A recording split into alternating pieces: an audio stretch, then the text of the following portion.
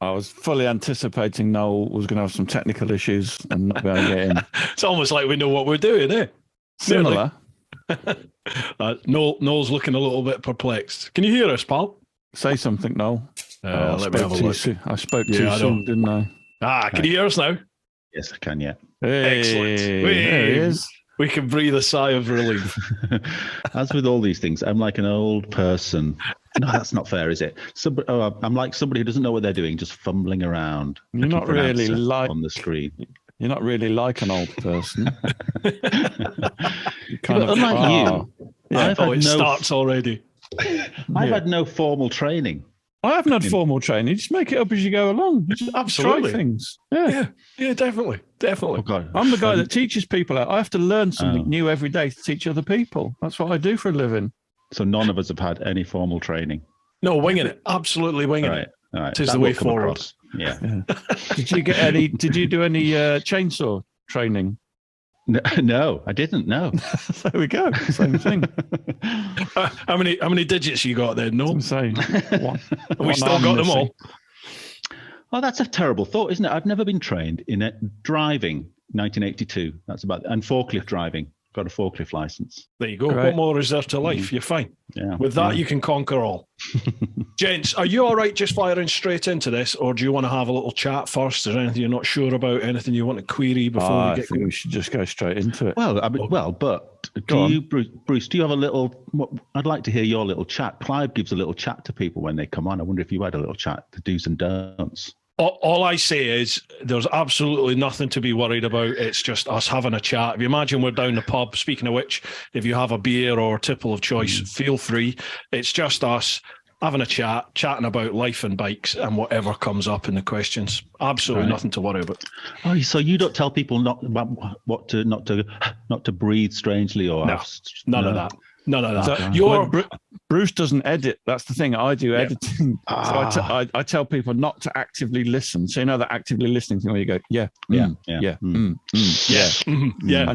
there's Greg does that all the time. It does my fucking head in when we're editing. Honestly, see, when I first started doing this, I used to sit and I used to go through and I'd try and take out all like the what do they call it, explosives? You know when you do that. Explosives, I used to go through all of it and try and take all that and take out any.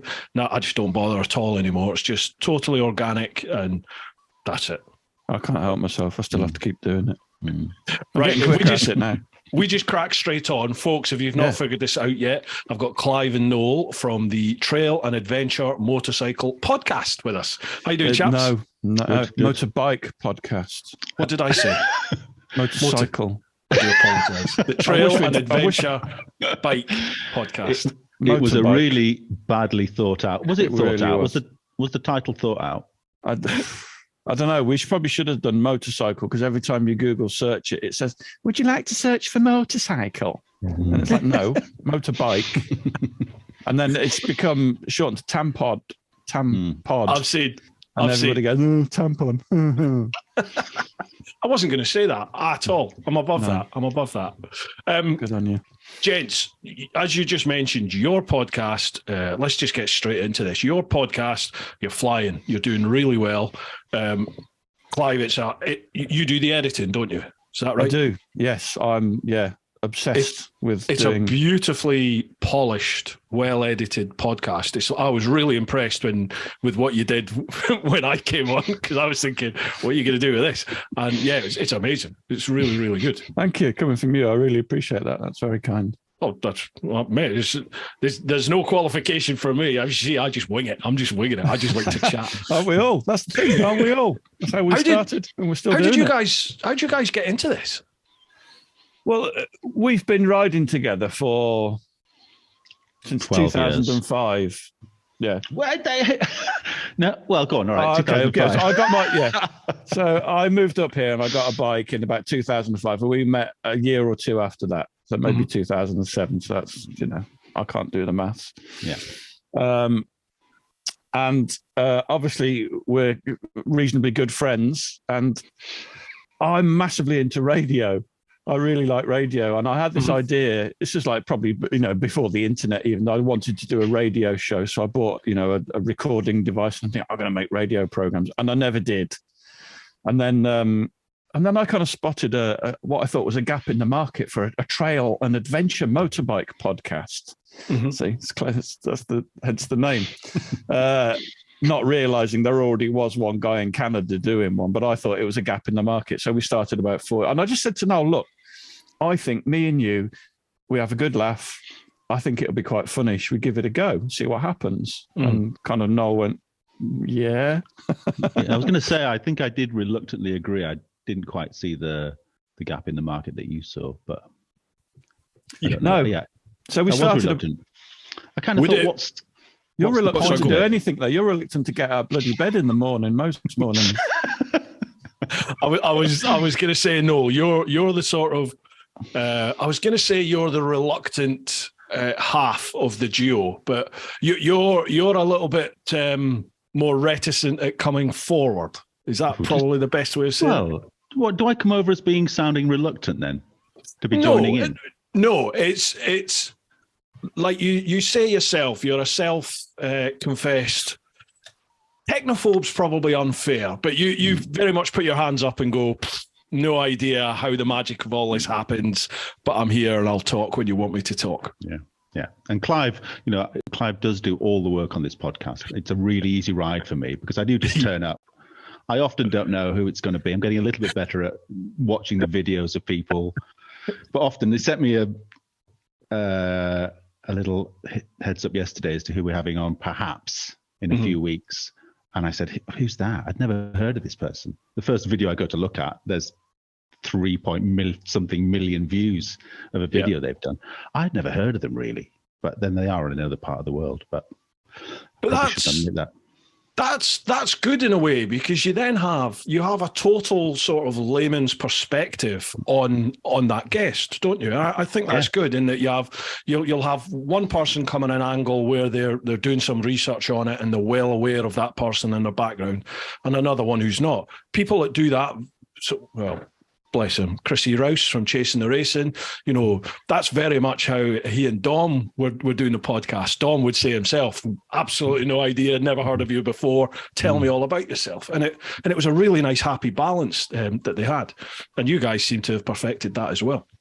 It does work really well. We never really talk about it, do we? But Clive's really good at steering it, and I'll just sort of think of questions along the way, really. Yeah, because I'll spend a couple of hours just thinking and watching things, listening to things, and writing questions down. So I kind of have a sequence of where I want it to go, really. But I think what Noel adds massively to it is the fact he actually listens when people are talking and asks really good, pertinent questions. Because I'm kind of busy watching things, software while it's recording, make sure it's all happening and working, and filing my nails and things like that when I get a bit bored. Well, you see, this is the interesting thing, because I'd never had a Zoom meeting until we started doing this. And even that we sort of put off for as long as possible.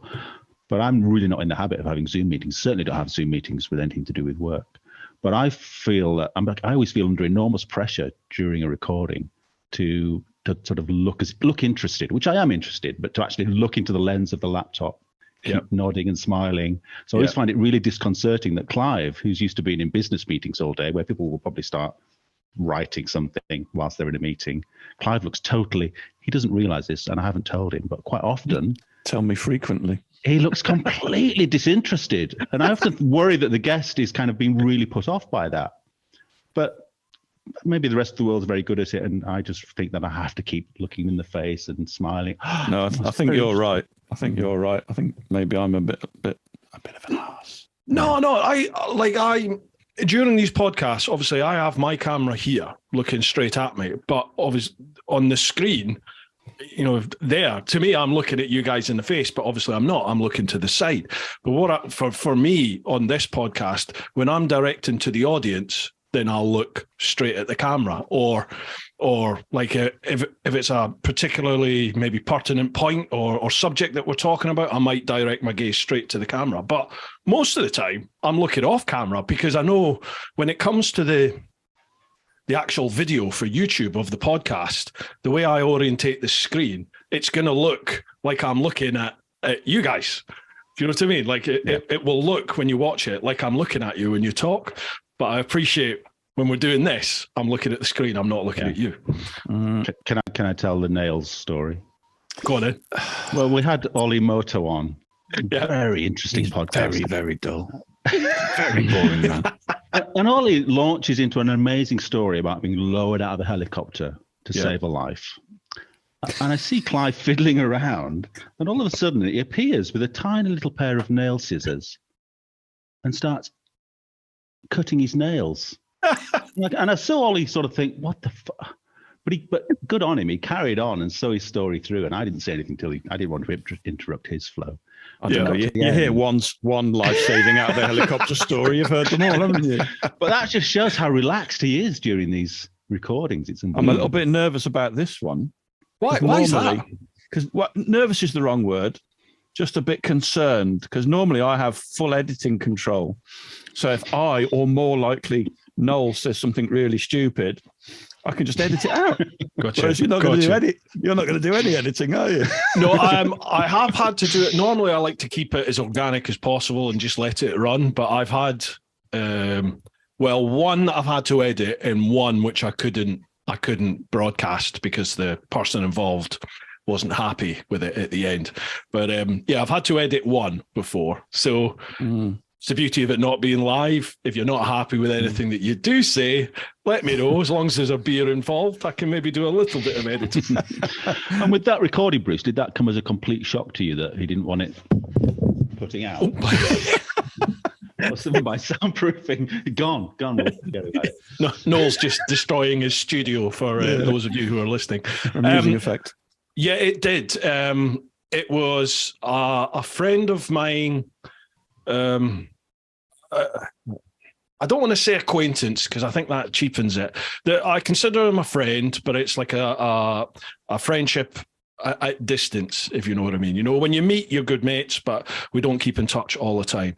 Sadly, they suffer from quite severe mental illness, and when we recorded the episode, they were going through a bit of an episode themselves at that time. So they were rambling quite a lot, and it was quite hard to keep the conversation on course. And at the end of it, they were very, very nervous about how they might have come across, and asked to listen to the podcast before it went out. Normally, I don't. Normally, people don't hear it before it goes out. It just goes out live, and they trust me. But because of the issues that person had, I said, "Yeah, okay, here you are. Have a listen to it." And they hated it, absolutely hated it. So that was that. So, in the best interests, I thought, right, discretion's a better part of valor here. And that one never went public. It's a shame because I thought it was a very raw, what's the word? Real conversation, not only about that person and what they've been through, but the mental illness that they were suffering too, because it was there for you to see. But I understand why they don't want things like that broadcast. So sadly, it's just part of it. Clive never lets us get that deep into things, so I don't think people ever. No, I'll make a knob joke or something so we can move on to something a little bit more cheerful. Absolutely, or just swear randomly. But we've never had anything. We've not had anything like that. The only thing we've had is a bit of a delay just recently getting one out. But the person was basically speaking on behalf of the company he works for, so he just had to be really careful that everything he said his bosses were happy with, and that's fine. And we always give people the option to say, actually, can you take that bit out? And pretty much nobody ever asks to take anything out, really. I've probably taken it out already if it's anything slightly dubious. So I mean, how would you describe your podcast then for people that haven't listened to it yet? And obviously, folks, I will leave links down below for the podcast. But if you've not listened to it yet, how would you describe it? How would you entice people in? So we're very much focused on trail riding, adventure riding, dirt bike stuff, basically. Anything to do with dirt. Sorry. standing up, Bruce. You have to stand up on one of these bikes. It's a standy-uppy bike show. And I think what most people that comment and have written reviews about us say that they like it because it's just like listening to a couple of, or being with some mates in the pub talking about dirt bikes. Yeah, absolutely. People are often a little bit ruder than that, saying it's a couple of old geezers talking shite and lecturing other people about dirt bikes. But I'd never thought about it that way. But that compliment's come through a few times, and it's our favourite, I think, isn't it? It's great to hear that one. Yeah, absolutely. Who do you find is your sort of biggest audience? Because I think for me, the people I get the most feedback from are like drivers, delivery drivers, couriers, truck drivers, people like that, people that have the time, or like decorators, people that have the time just to plug themselves in and just listen whilst they work. We get a variety. Yeah, truck drivers is one. People walking the dogs is another quite big one. Yeah. Everybody says that, there's a mate in Saudi or something like that. He gets up at 4 o'clock in the morning to take his dog for a walk when it's cool and listens to it then. But yeah, middle-aged men mainly. I think we have a 4% women listenership. But yeah, people tend to identify themselves more by the bikes they ride rather than the jobs they do. So we foolishly started this big bike versus small bike debate. Oh, yeah. We've got both. We ride big bikes and we ride small bikes. We have, but we think that if you are going to ride off-road, start off on a small, cheap, second-hand bike you don't mind destroying, because you're going to. That is an incredibly emotive subject, isn't it? Big bike, small bike for off-road. Probably only beaten by tyres for road riding, I would think. Oh, we get off-road tyres and oil. Oh yeah, oil as well. Yeah, absolutely. Gents, normally I would. How long have you got, by the way? Because my podcast can go on for hours. So how long do you have? Fine. Yeah. As long as you're okay with that. Couple of hours. I've got no time limit. Normally, what I would do is the first third half of the podcast is just us having a chat, and then I go to questions. But there are loads of questions, particularly on Instagram. You lads seem to have a thriving following on Instagram. We certainly recognise quite a lot of the names on there, that's for sure. Have you had a little butchers already, have you? Yes, including one of my sons. Very, very rude. It's always good. I always try not to pre-read the questions, so I'll try and be a couple of words ahead as I read them out. And obviously, if anything gets a little bit too tasty, I'll maybe just stop it there and then. But let's see. But it's interesting. I don't see all the numbers that Clive sees, and I don't see a lot of the comment. Now and again, they'll send me a screenshot of the comments, but this sounds a little bit trite, maybe. But I always just think that we're doing it for our circle of friends, really. Because that's the only feedback I get is from the circle of friends that listen to it. That pretty much is only the people that listen to it. Yeah. You must have a big circle of friends then. Well, it's getting bigger. Yeah, you're ranking well, really well. Yeah, it seems to have changed recently. So we're getting probably bigger numbers than we've ever got for downloads. But actually, we seem to be slipping down the rankings a little bit. But we were number one in Finland the other week. Yeah, I saw that. What I found myself with the podcast and what I've heard is that in your first sort of year of the podcast, they really push you out there, and then they almost seem to go, right, you're out now, you can fend for yourself, and then that's that.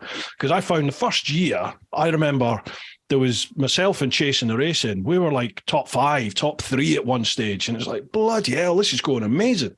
And then I took a break over Christmas after the first year.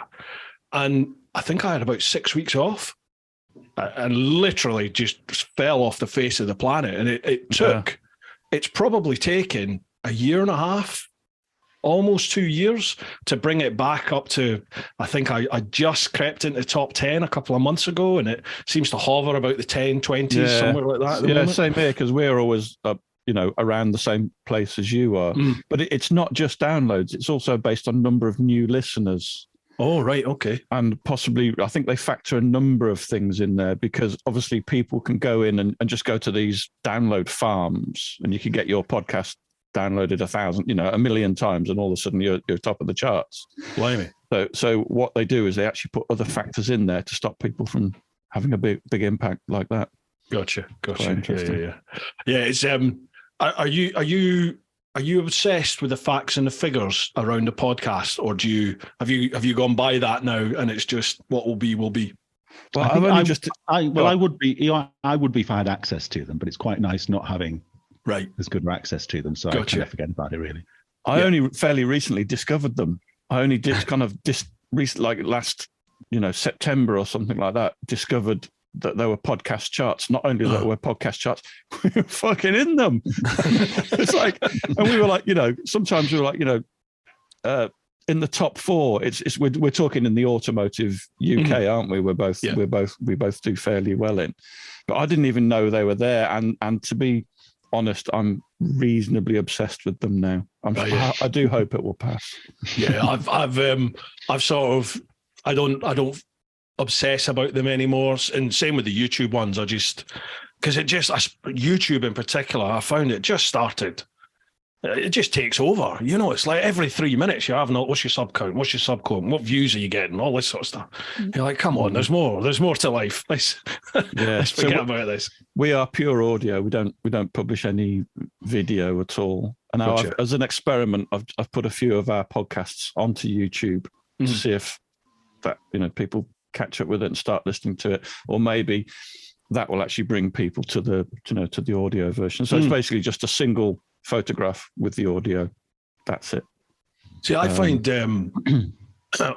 the audio does much better than the video. I think my audio gets between sort of 8,000 and 15,000 downloads a month, but the videos, I think I get about 4,000 views a month, which for YouTube is terrible. The videos get a couple of hundred views sometimes for that first week, but the audio certainly seems to do a lot better.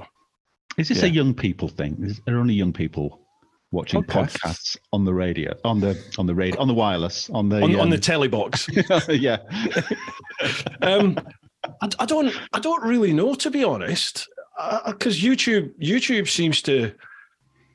seems to spread over all sort of age groups now, and sexes and whatever else you want to chuck in there. The podcast side of things, I don't think I've looked at my analytics that in depth. You can actually get a breakdown by age range. So I can see a chart now of 25 to 35, 36 to 45, and young, and we're mainly at the 40 plus age range. So I think it is older people listen to podcasts. Yeah. But I think 2 to 3% women, which I heard the other day. 4%. 4%. Wow. Yeah. Hang on. I could bring mine up. Let's have a look. I'm eager to know. The only reason is because what did I do? I was doing a live stream with an American motor vlogger yesterday, and no, was it? What was it? Oh, no, it was my own live stream. Sorry, it was my own live stream over on Patreon. And somebody asked about what's my female viewing stats for the YouTube channel. So I had a look at it, and it was way higher than it's ever been. And it was 4.8%. And I was like, my God, that's incredible. Yeah, I was going to say, I bet it's fairly similar to ours. So where do you find that then? Where do you find episode downloads? What's your host? Are you on Buzzsprout? Buzzsprout, yeah. Yeah, so if you go into stats, this must be fascinating for the listeners. I know, yeah. And then within stats, if you scroll down, there's a more download stats button. More downloads. But, none of this information is of any use to us, is it really? Well, apparently it can be, but I don't know. I remember years ago looking at a list of, I think it was through Apple Podcasts, and this is like 10 or 12 years ago, and the list was unbelievably long. And even 10 years ago, I thought, gosh, if you produce a podcast, you're going into a massive pile of existing content. And now, I would say in the last 2 to 4 years, podcasts have just exploded, haven't they? They're massive now. So you feel, how do people find them? You sort of feel for people on the search for something. That's it's hard to browse, I imagine. Yeah. I have no idea. Yeah, I think maybe those. I've just had a quick look myself and think maybe I got those stats from Apple Podcasts rather than Buzzsprout. Yeah, I can't see it on Buzzsprout. Never mind, folks. Never mind. Oh well. Right, shall we crack on with these questions? Otherwise, we're going to be here till next Thursday, I think, if we're going to get through them all. First ones, let's head to the clan, which is over on patreon.com/TeapotOne. First one, Patrick Collin. Okay, these are the ones we probably haven't seen then. So these you won't have seen these ones. These are behind the wall. Okay, so here goes. The last time I went off-roading, it was over 20 years ago, with a peaky two-stroke and involved multiple crashes to the point of hurting myself, with work offering the door if I didn't stop. I do enjoy off-roading, but is there any easier and safer facilities to practice? If not, then I suspect my off-roading days are done. Right, safe ways of off-roading. But I guess it's always going to be, you're always going to be falling off-roading. And I think that both Noel and I cope with that by going a little bit slower. Mm-hmm. So it doesn't hurt so much when you do fall off. That said, we've both been doing it for long enough now, and we both live up in the Lake District, and it's fairly technical riding around here. I think you do But did you, Clive, I remember reaching like a watershed moment where I'd go out and every time I would fall off 1 to 10 times. Yeah. And then all of a sudden that number decreased to the point where in 1986, I stopped falling off. Yeah. And I haven't really fallen off since. Exactly. I don't really fall off. But I think everyone to sort of go out and think, well, I'll get some training and then I'll never come off. Coming off is a big part of learning, isn't it? I think for quite a long time. Yeah. But there are so many training organisations around, particularly in Wales, whether it's the BMW Off-Road School. There's great resources. Lel Pavey on YouTube, who we had on the podcast a couple of weeks ago, does some amazing, video instruction. But really, it's all about, getting the miles in and practicing. Yeah, nothing really comes close to just getting the dirt under the tyres when you're on the bike. Same with road riding, isn't it? You've got to get the miles on the bike. Absolutely. It's interesting what you said there. I think it was yourself, Noel, that said that about coming off is part of off-roading, isn't it? And I always found I'm not too fussed about it anymore, but I just didn't want to come off. I was paranoid about hurting myself and I just didn't want to do it. And then it's going to happen, isn't it? Eventually it happens. Yeah. And once you come off, you're like, okay, then, right, let's just crack on, get on with it then. What are you going to do about it? There's nothing you can do, is there? If you're going to go off-road, it will happen. Yeah, and I go out with people now that have been riding all their lives and sometimes in different sort of genres of motorcycling, and they'll remain nameless. They still fall off at every ride, during every trip sort of thing. But the kind of riding we're doing, you're pretty unlucky. I mean, it's funny that Austin Vince said every time he does these Pyrenean things, somebody ends up in hospital. I was quite surprised at that because we see people fall off a lot, and we kind of, friends of ours, we all kind of fall off, but none of us have ever, touch wood, come to grief, really, have we? So if like Clive said, at a low speed. When you say ever. But at a low speed, you're very unlucky to really seriously hurt yourself. But that come back to the bike weight thing a little bit there. Don't be on a light bike, you're far less likely to do yourself some harm. Yeah, falling off a big bike is all completely different because you're dealing with an awful lot more weight, a lot more force, and it can be more problematic. But especially, I have a bit of a trials background, or at least I've always had trials back. So I think trials is fairly, everyone knows this really.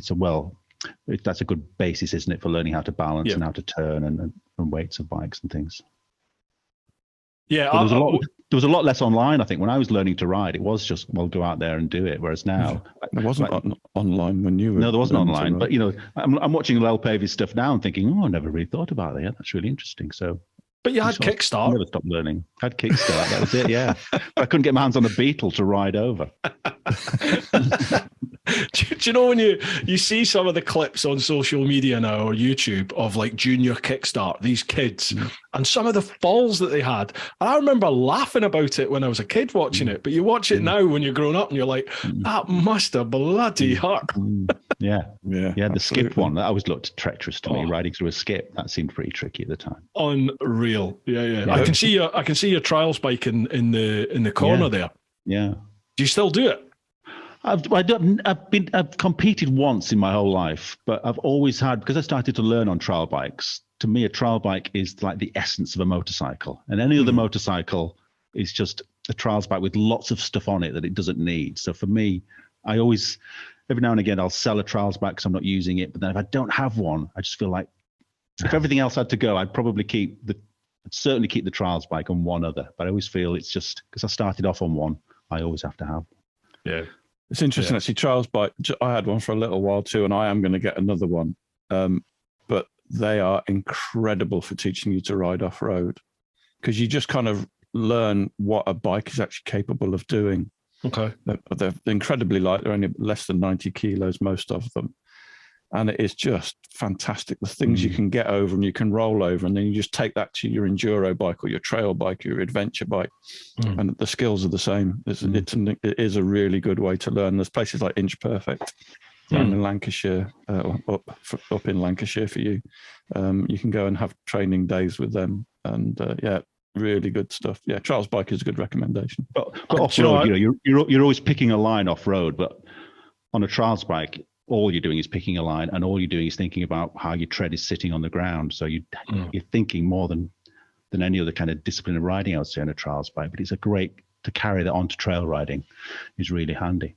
It's a really good workout as well.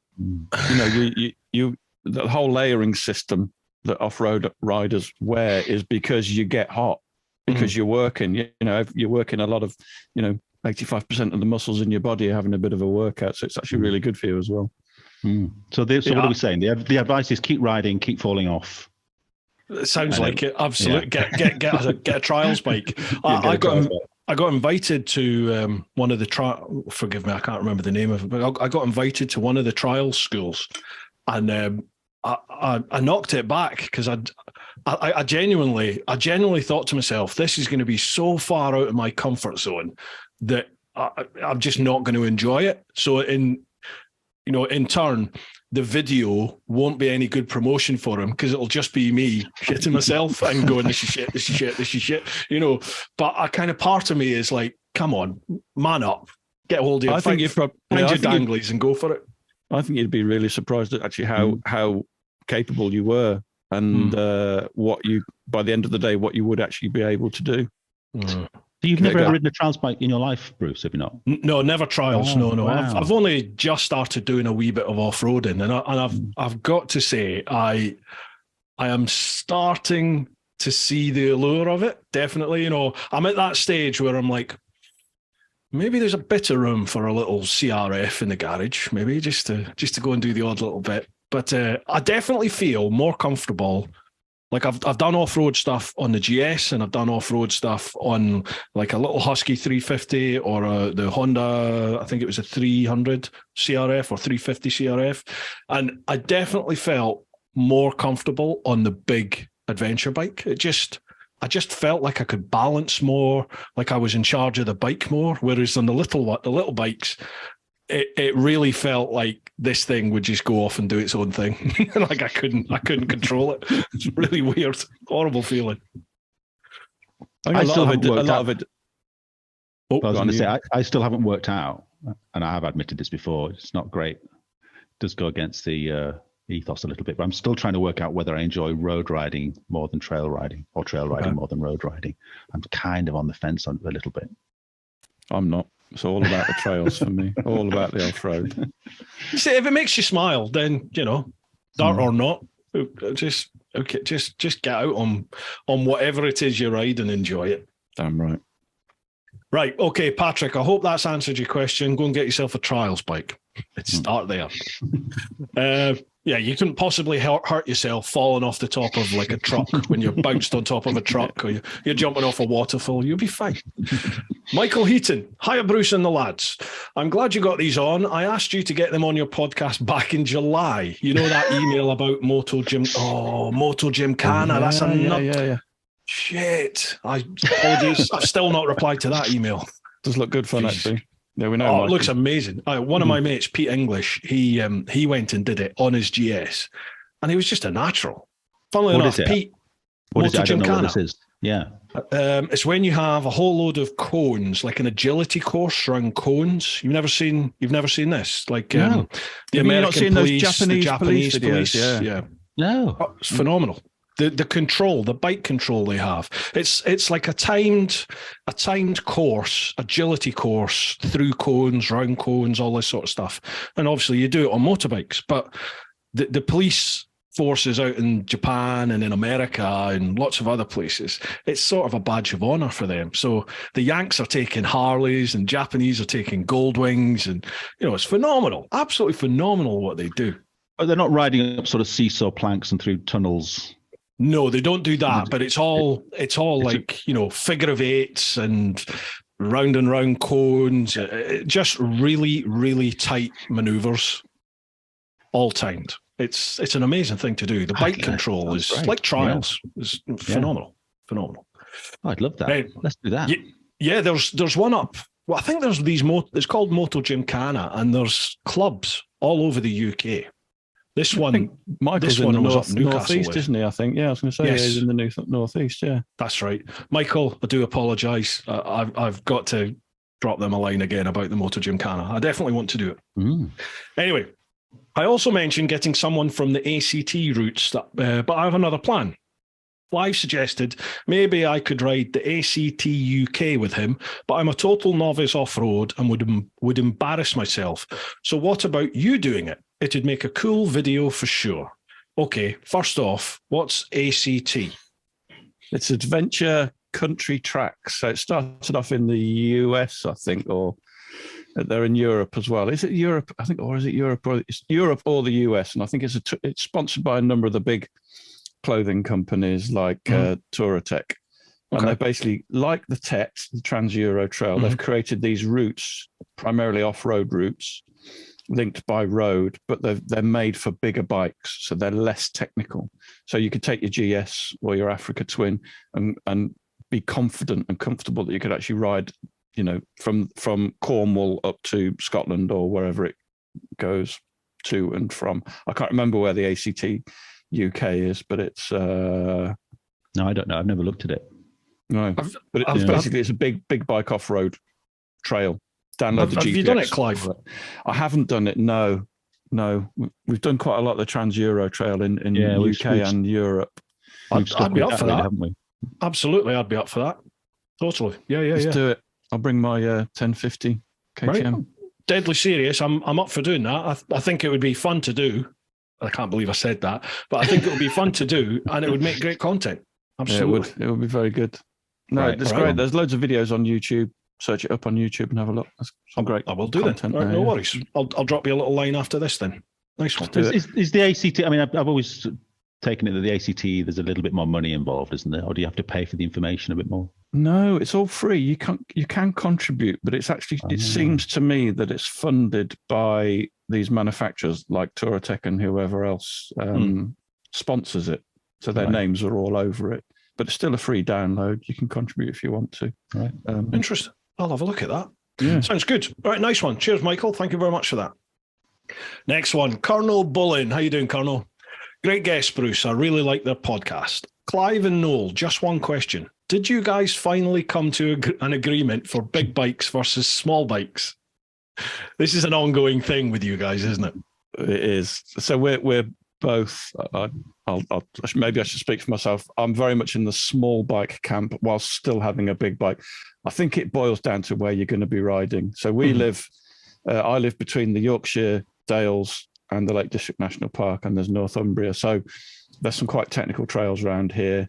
Now, if you're a good rider, you'd manage on a big bike, but it's far more fun on a small bike. It's less stressful. It's less expensive when you drop it. Yeah, it's small bikes for me. And I get around this whole dilemma by just having a range of bikes for different things. And there's a GS outside for the bigger, there you go, even bigger things. So I'd find it very hard to settle with one, really. But I'd go for the medium-sized one. But yeah, it'll never be settled, because some people just like the feel of a big bike. The first thing I realized when I got on a big bike was just how comfortable it was. It's kind of like a Range Rover, isn't it? Dan once said it's like the SUV of bikes, isn't it? It's a comfortable thing. It looks great, but isn't always necessarily that practical.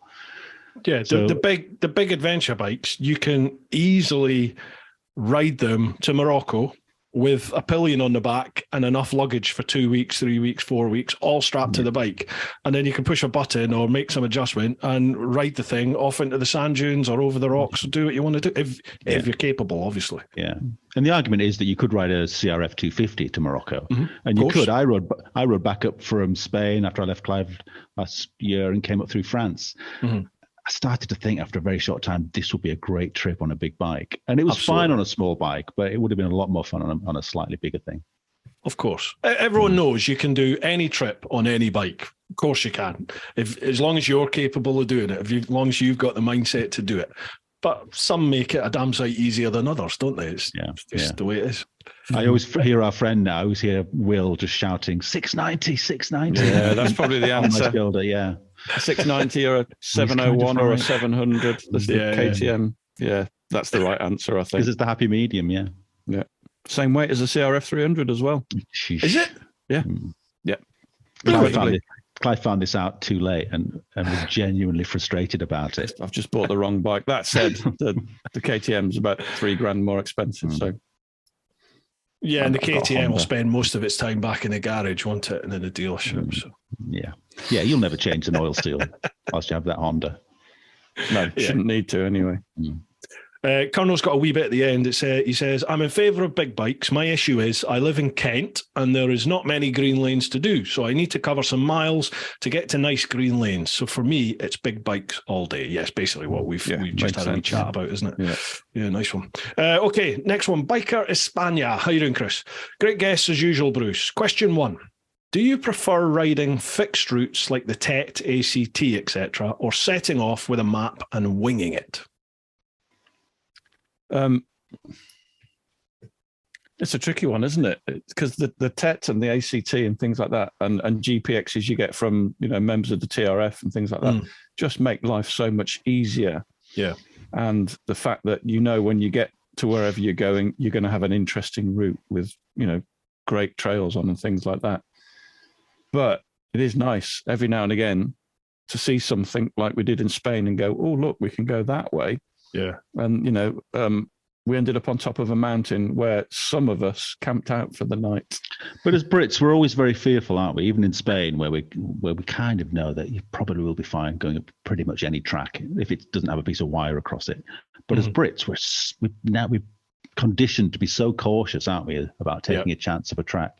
So we generally, that's probably why we love the TET so much. Clive and I kind of disagreed when we were away. Do you remember, Clive? I said the TET was kind of a lazy man's option. And you sort of took me to task on that a little bit. Did I? Had I been drinking? What did I say? Let's have that discussion all over again. But it is, the TET in a way, it's a wonderful thing. Off you go. It's a wonderful thing. But it is it's a great resource, but it is kind of the lazy, we don't have to do any research. We've gone down the lazy route, I would suggest, because we don't have to do any research. So we don't set off and wing it because that GPX is there, just living on our handlebars. It's like having a guide. And there's so much to go at. That's probably why we've just stuck with that, I would say. So no, we very rarely wing it. When I hear that people do it, I think, well, good for you. You've really done your research and put some time in.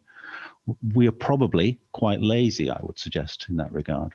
I never used to be a sat-nav person at all. But before, I'll just call it the big trip, so I don't mention it. Before the big trip, I was always a map person. I never used sat-navs or anything like that. And I used to love to just sit there with a map on my tank bag, when I headed off down into Europe. And it was just like, that looks good over there. That looks good over there.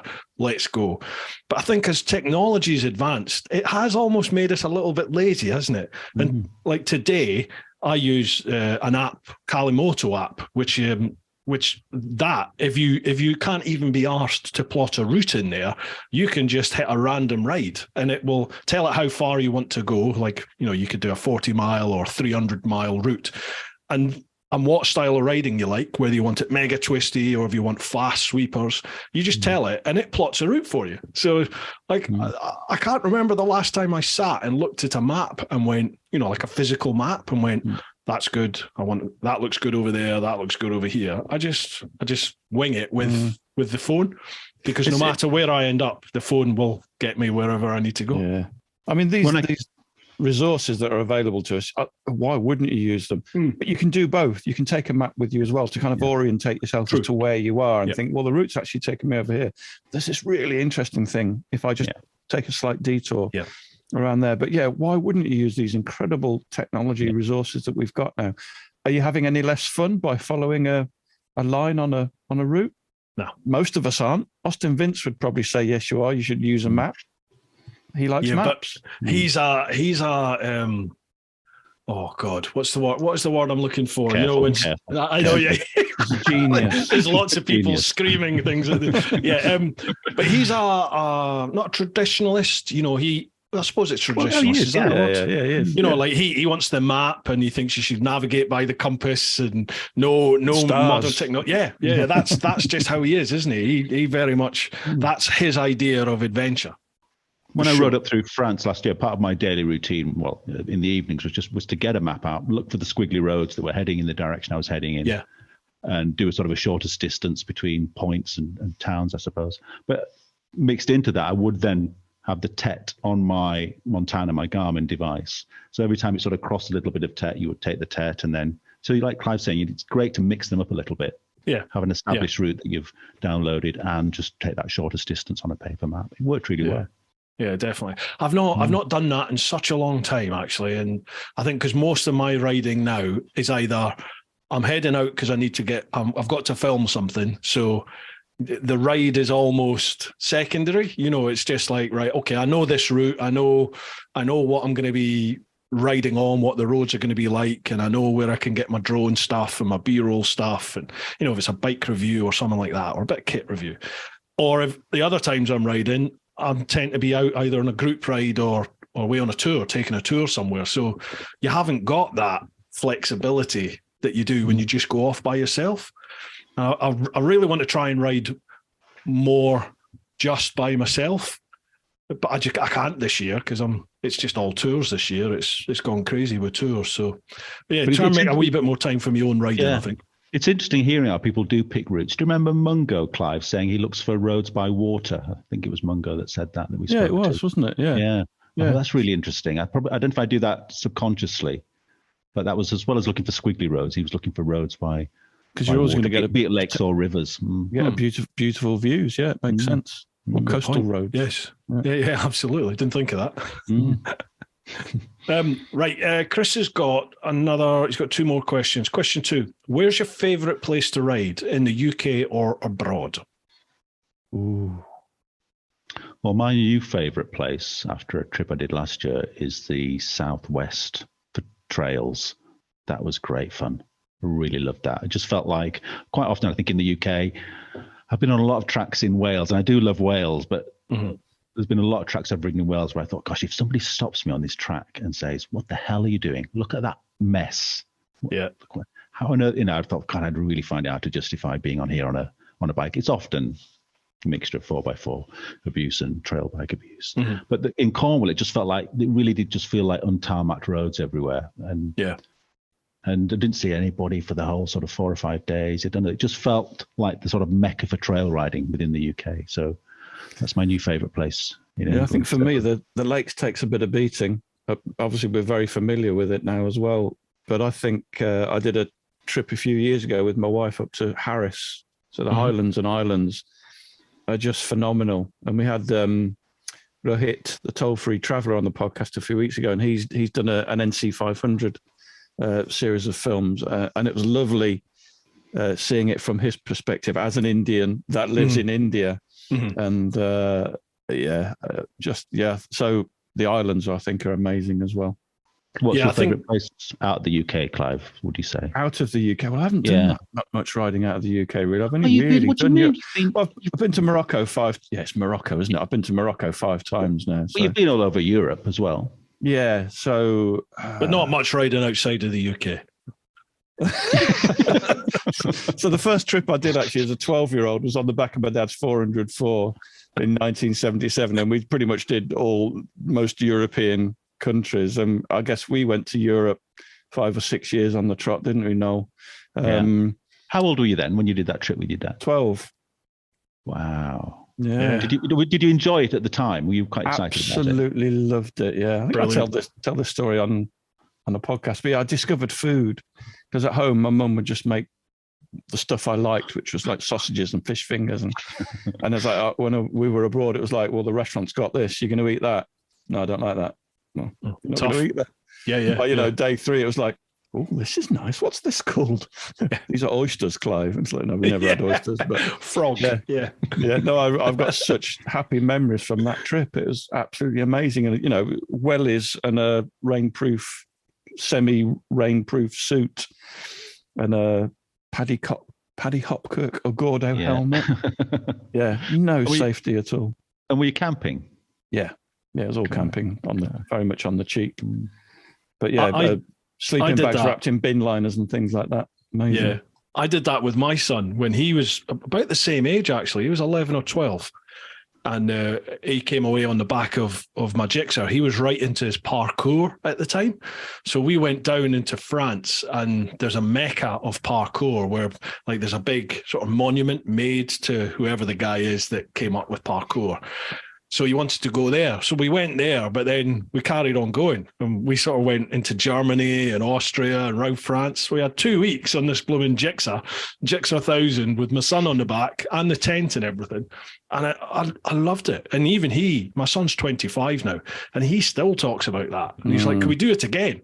But he's like, can we do it in the car and not on a bike? I just Googled it. It was Monsieur Parkour that came up with it. Monsieur Parkour. Genuinely, was it Monsieur Parkour? Oh, he got me. He whacked me. Oh, no. I'll never live that down from my mates. And just from a safety point of view, because obviously we can't quiz Clive's dad, and it was the 70s. 70s? Yeah, 70s. Yeah. So it was different times. But was it quite scary having your son on the back, Bruce, or did you feel quite at ease with it? You trusted your own riding, obviously, and why wouldn't you? I felt fairly relaxed about it. I remember at one stage, I think we'd gone into Germany, and I remember sort of tapping him on the back, on his legs, just to, go, are you okay? You enjoying it? And nothing came back. And I turned round and he was fast asleep. Yeah. So he was basically, I had a Ventura luggage rack on the back of the Gixxer with, the bag, the luggage on there. And then I think, did I have a rucksack as well? So he could sort of grab round the rucksack. So he was just wedged in between the luggage rack and me. And he just fell asleep. He was that chilled out. You hear this quite a lot, don't you? And I wonder if anyone's actually fallen off a bike. Must have happened, mustn't it? Everything's happened, but I'm sure fallen off having been asleep. Yeah. I remember I had like a big. I think I had a big bungee as well. So I put a bungee around him and me. Literally, I think that's what I did. Just sort of connected him on there. But safety first. Yeah. I mean, he's 11, 12, so he was just dead. He was so relaxed he fell asleep. But he was so relaxed on the bike that it just was my camera disappeared. A little bit. Sorry to interrupt, folks. I will be quick. It is sponsor shout-out time. We are sponsored, as always, by Ultimate Add-ons. Bit of a blurb to read out for them. Ultimate Add-ons are the premium manufacturer of mobile phone and action camera mounting solutions for motorcycles, with a kit for any bike and a proven track record of creating products that keep your devices safe, secure, and easily accessible. The Ultimate Add-ons product range is ideal for any rider, from the commuter to the round-the-world adventurer. Why shell out on an expensive GPS system when you could use your smartphone, keeping it charged and within easy reach to take photos of your travels at the same time? Ultimate Add-ons waterproof, shockproof and dustproof tough cases are available for all flagship smartphone models and are designed by riders for riders. Find out why Ride Magazine gives Ultimate Add-ons their coveted Best Buy certification. Keep riding this winter with Ultimate Add-ons. It's all about the journey. Now, folks, if you head to ultimateaddons.com and use the code TeapotOne10, you'll get 10% off. I've got an affiliate link for them as well, which I'll leave down below. So if you listen to the podcast, check out the show notes. If you're watching the vid, have a look at the vid description.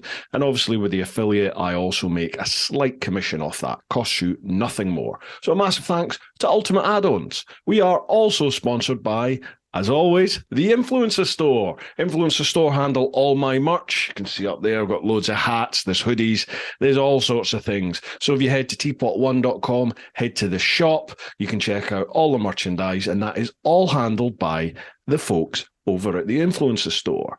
The Influencer Store helps you build your brand, big or small, providing you with a solution and apparel. We help you to increase your fan base while supporting you with starting your own influencer clothing line with nothing more than just an idea or design, and there are no hidden costs.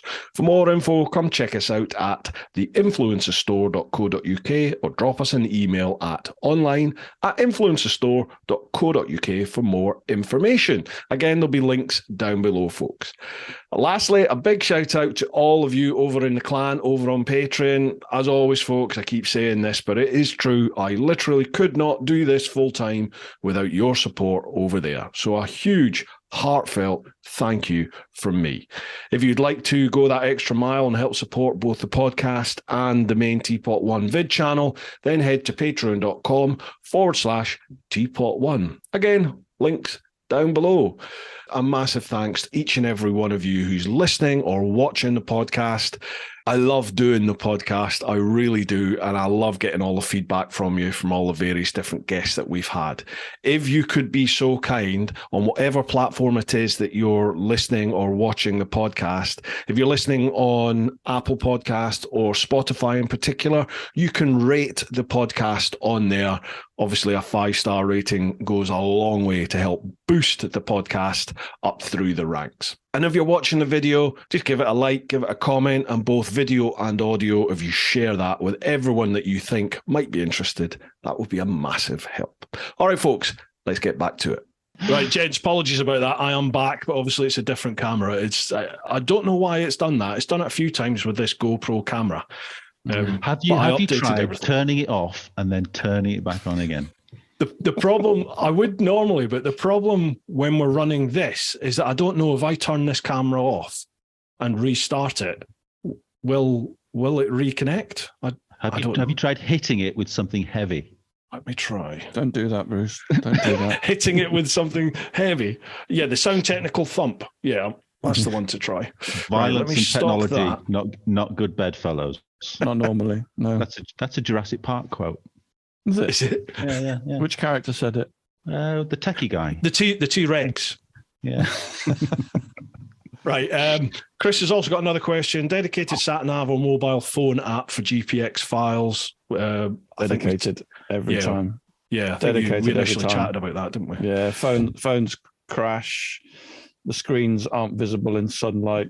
You lose Wi-Fi, you lose signal. It's a nightmare. Yeah. See, I'm a phone convert.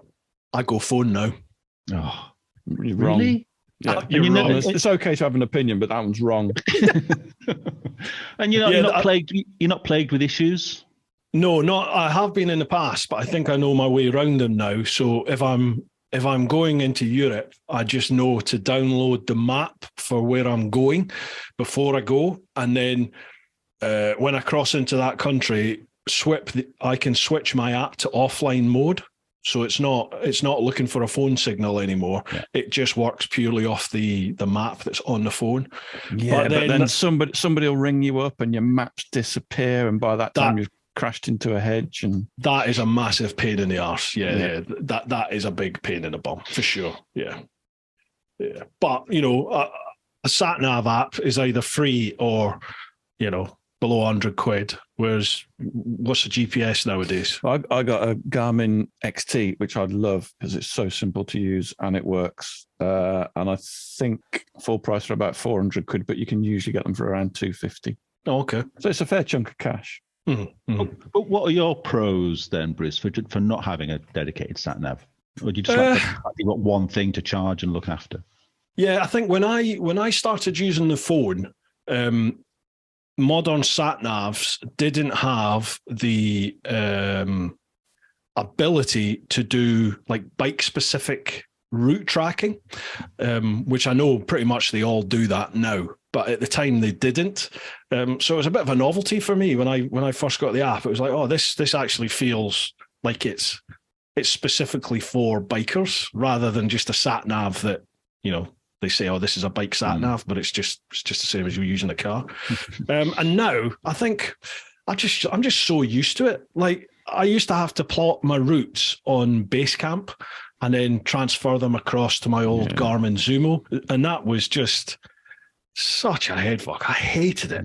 Whereas using this app now, I can literally just tap on the screen, just nice and quick, bang, bang, bang, bang, bang, or I can do it online in the browser, and it automatically syncs it to the phone app straight away. So I think it's just ease of use now, and I'm used to using it. So it's what you know, isn't it? I suppose. Yeah, it is. Yeah, and I'm sure. I bet if I saw what you were using, I'd probably go, right, I see. Mine does look pretty shit in comparison. Yeah, I'll actually have my phone there as well. So things like if you're looking for a campsite or a restaurant or something like that, you can use Google Maps to actually then direct you to the restaurant. So it's good to have both anyway. Yeah, definitely. Right, next one, Charlie Callard. Evening all, hope you're all fitting well. Evening, Charlie, how you doing, pal? So, as you're all adventurers and off-roaders, if you were given an unlimited budget, where would you go? What would you go on? And what would you take with you? Okay, dream trip. Well, I feel I'll go for it. I feel like for the last 10 years, I avoided getting my bike license for some reason till about 2009, or at least I wasn't really traveling till just about 2009. And slowly I've been trying to sort of tick places off.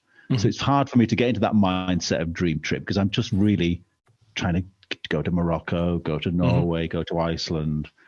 So once I've sort of got the next trip into my head, I can't really think beyond that. So my next trip that I'd love to do would to go up through Scandinavia and go up through Finland.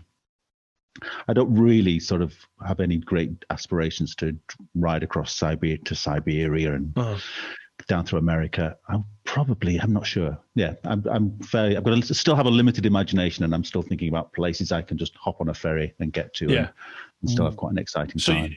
You put a place in your mind. That's where I want to go, and then you just make the plan and you go there. Tick. Yeah. And then you work on the next one and the next one. Yeah. Great. Awesome. I think everywhere is the answer, isn't it? Really, I'd like to go everywhere. I think if I had to choose somewhere, it would be South America, probably. Travel through South America because it looks so beautiful, incredible variety. I'd like to do South America. Do you think you ever will? To be honest, I don't. I don't think I ever will because I have a full-time job. I've got 3 kids who 2 of them are old enough to fucked off, but they haven't fucked off yet. And probably won't for some time. Could you know? I mean, you can obviously get away to go to Spain or to Morocco. So the beauty of today's world is that you fly into a country and there's companies there where you either hire or they go and they'll take you away. Absolutely. I think this is something we cover on our podcast quite a lot. Is just talking to citizen travelers that can't afford to take a year off or don't have a trust fund backing them up to do these kinds of things. So I think there are a lot of people that will fly into somewhere for 2 weeks, hire a bike, and do an amazing trip and come back. And I think for 99% of us, that's what we're limited to effectively. But again, it's so blooming expensive. And while I'm still supporting a family, I can't afford to do that. It's a very interesting side, isn't it, to the chats? I always love getting down to the bones of what does this trip cost. It always used to really frustrate me seeing people's round the world trips and them saying at the end of it, just if you're thinking about doing it, just do it. And I was like, how are you doing it? I always wanted to know what the facts and figures were and did they have a house that they were renting out? It was interesting last night, Bruce. We spoke to someone last night who's ridden down through Africa and he'd saved up, I'm giving anything away in the story, but $8,000. But he'd saved up $8,000, and in the end, he'd come back, and you'd imagine he'd come back saying, "I actually spent 10." He came back having spent 2.5 of his 8,000, and that included $800 worth of the big 5 and aeroplanes. Yeah. I was going to say, I think I lost more than $2,000 just going through Mauritania. I just got robbed of everything every time. Africa does. Everybody's got nightmare stories about Africa, and I know you only did part of it, didn't you? And it's just, I mean that that doesn't sound like, I mean, we spent a whole evening talking to our friend Neil last night about traveling through Africa, and it just doesn't sound like fun, a lot of it. I think Africa is so unique. It's so different to most other places on the planet in terms of just what is the normal behavior, just what is normal. So I keep looking at this camera. What is the normal sort of way of life over there? You know, how do you interact with persons of authority, the police, the military, officials, all this sort of stuff. It's all to do with, you know, line a bit of pocket here and off we go. And it's just how they do things. And I think if you were like me and that's your first taste of the world outside of our little Western bubble that we live in within Europe, European home. Yeah, if that's your first taste, it's going to come as a really big shock. And like even Morocco was quite an eye opener for me when I first went to Morocco. And now I think Morocco is one of the friendliest places I've ever been. But Absolutely. I remember the first time being in there and just looking at people and thinking, Jesus, they're going to kill me, because they all look like pantomime villains, don't they? In like Morocco, Western Sahara. Yeah, they all look like pantomime villains that are going to have a knife in their teeth or down their, you know, but they're not. They're lovely, lovely people. It's a very friendly place, yeah. Yeah, it's a great place. I mean, having ridden where you've ridden, Bruce, has it been a bit of an adjustment? I don't know if I've asked you this before about, you know, coming back and when you do rides now, is it hard to get that high that you would have got riding through Africa or?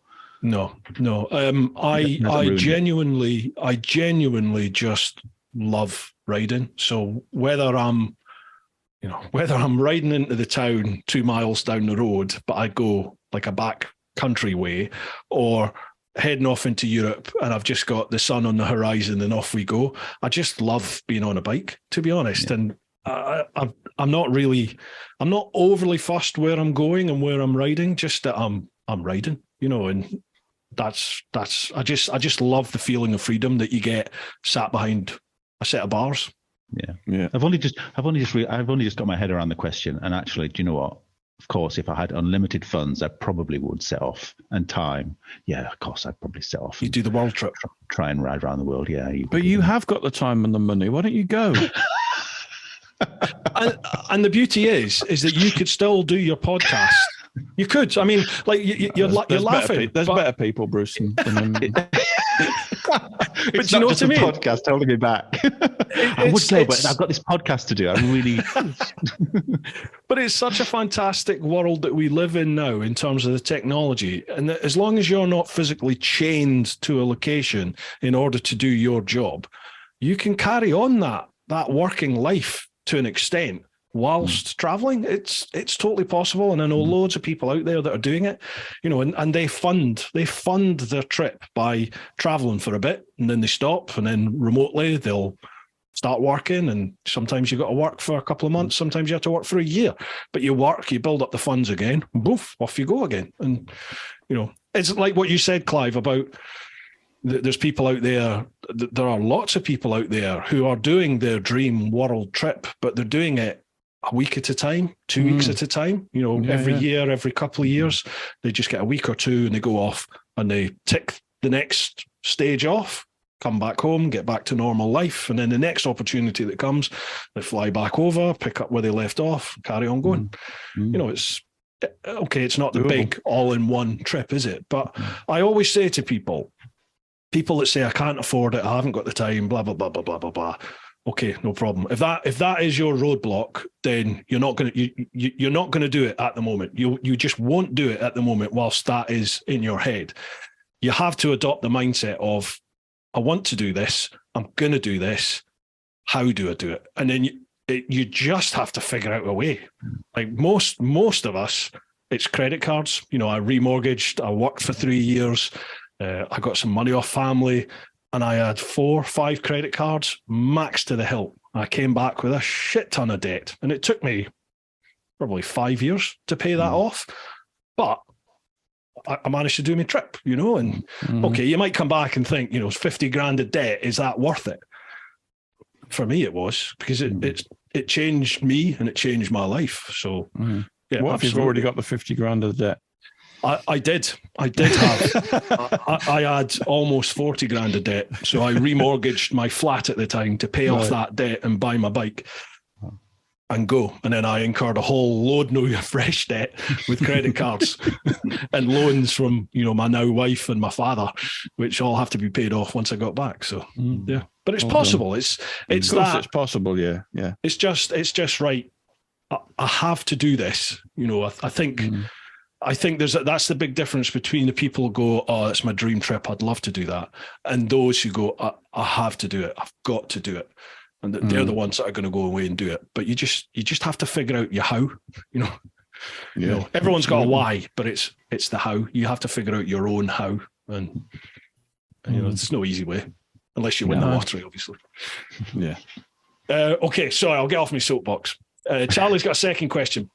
If you could only eat one chocolate bar, or if you're a savoury fiend, one flavour of crisps for the rest of your life, what would it be? So one chocolate bar or one flavour of crisps? Galaxy chocolate, Walker's salt and vinegar. Galaxy chocolate, the girls' chocolate. Yeah, no. What are you saying? What are you saying? This is what I mentioned earlier about having to edit your sexism out. Yeah, but he's got a point. It's very easy. That's a great, easy question, isn't it? Because I think most people loves chocolate. Yeah, I do love chocolate. Big part of bike trips. And I'm terrible on bike trips. There's a lot of indulgence when it comes to chocolate on bike trips. It's kind of a get my food for tonight and a massive bar of chocolate for the tent. Yep, totally sorted. But salt and vinegar crisps, the only true flavour of crisps. And any sort of dairy milk. I'm a real Philistine when it comes to chocolate. Just plain, not plainer, but the plainer in terms of, don't buy me any quality chocolate. It won't be appreciated. Wasted on you. I said fruit and nut, but I meant whole nut. Cadbury's whole nut. Oh God, yeah.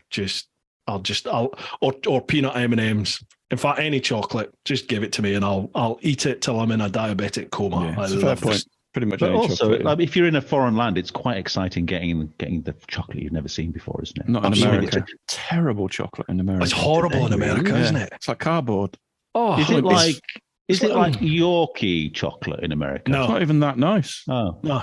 Like Hershey bars. You hear about Hershey bars. I remember growing up hearing about Hershey bar, and the first time I went to the States, I saw one. It was like, oh wow, horrible. It's like eating a tramp sock. It was minging. Not that I've ever eaten a tramp sock. It's like cheesy chocolate. You know what I mean? What are they doing? They're just not putting the same amount of sugar in, or different sugar. What's going on? They're not following the Cadbury's recipe. I'll tell you that. There's not a glass and a half in it. Cool. But I'm with you on the salt and vinegar crisps. Yeah.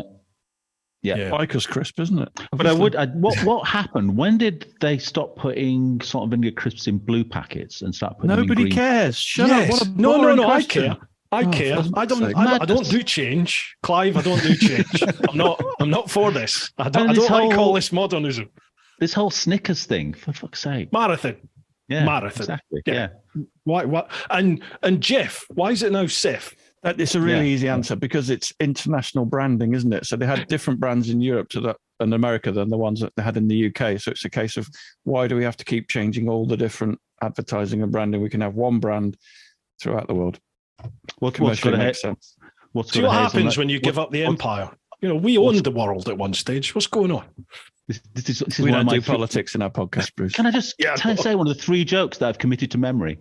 Go on. What's got a hazelnut in every bite? Monkey shit. Squirrel shit. Okay. It's not funny though, is it? Oh, wow. Joke. I've got one for you. How does an elephant ask for a bun? Can I have a bun, please? Oh, come on. Oh, Jesus. It's one of my favourites.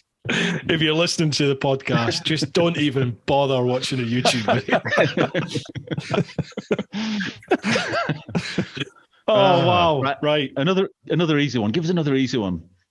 Right. Okay. The last one from the clan. And this one is, sorry, Charlie. Thank you very much for your questions, pal. The next one is Pete English. How you doing, Pete?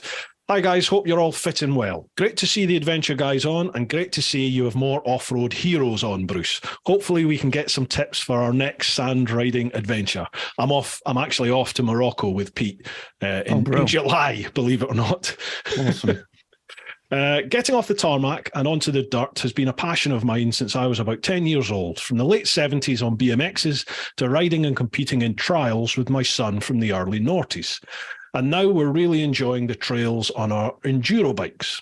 I personally treat all lanes and the people who use them with the respect we all deserve, and I'm really lucky up here where I ride in North Yorkshire, as I don't come across a lot of issues with ramblers, cyclists, and the horsey types. However, there's still a small amount of people who see us as the devil and are actively seeking to close the lanes we ride. So my question is, how do you find the attitude of others where you regularly ride, and with more and more lanes closing year on year, how do you see the future of our sport growing?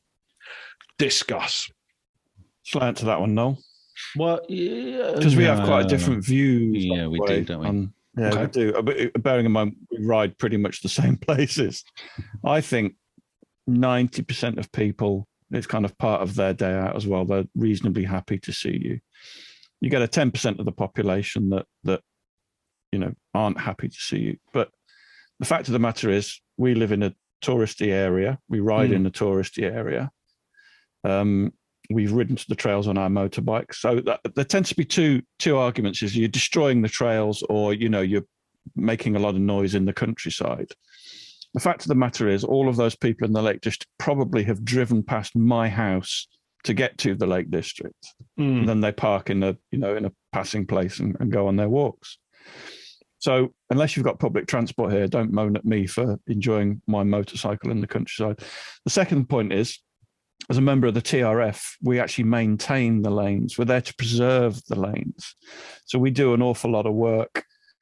I say we, the TRF, maybe not me so much, but we're there. We work with the local authorities to actually make sure the drainage works properly so the lanes aren't destroyed. But a prime case in point was the work that Steve Stout did on the old coach road, which is in the North Lakes.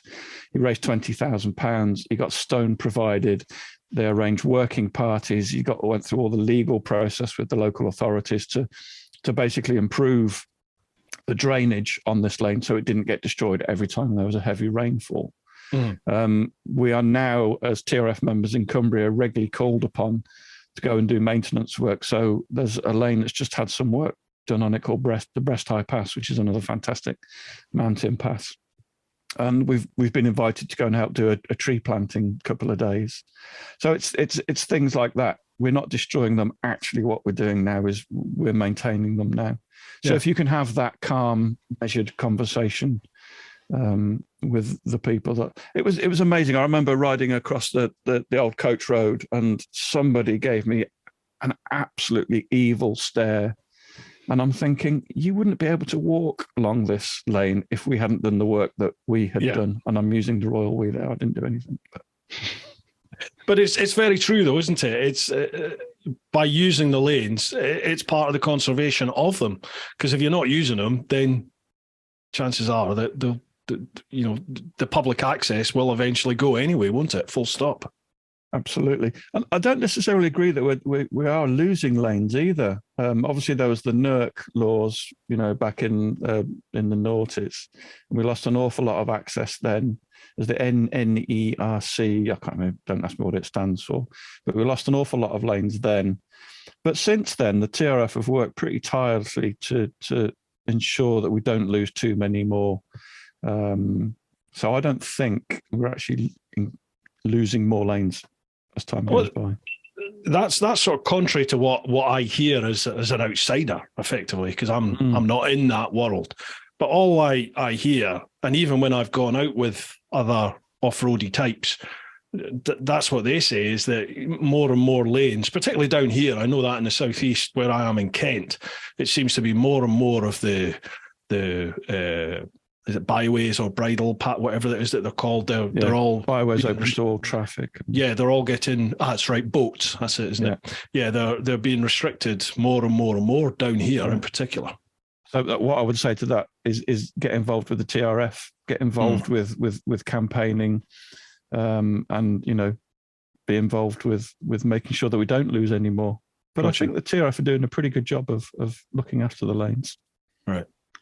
Well, I agree with all the comments made by the previous speaker. But do we need a timer? My learned colleague.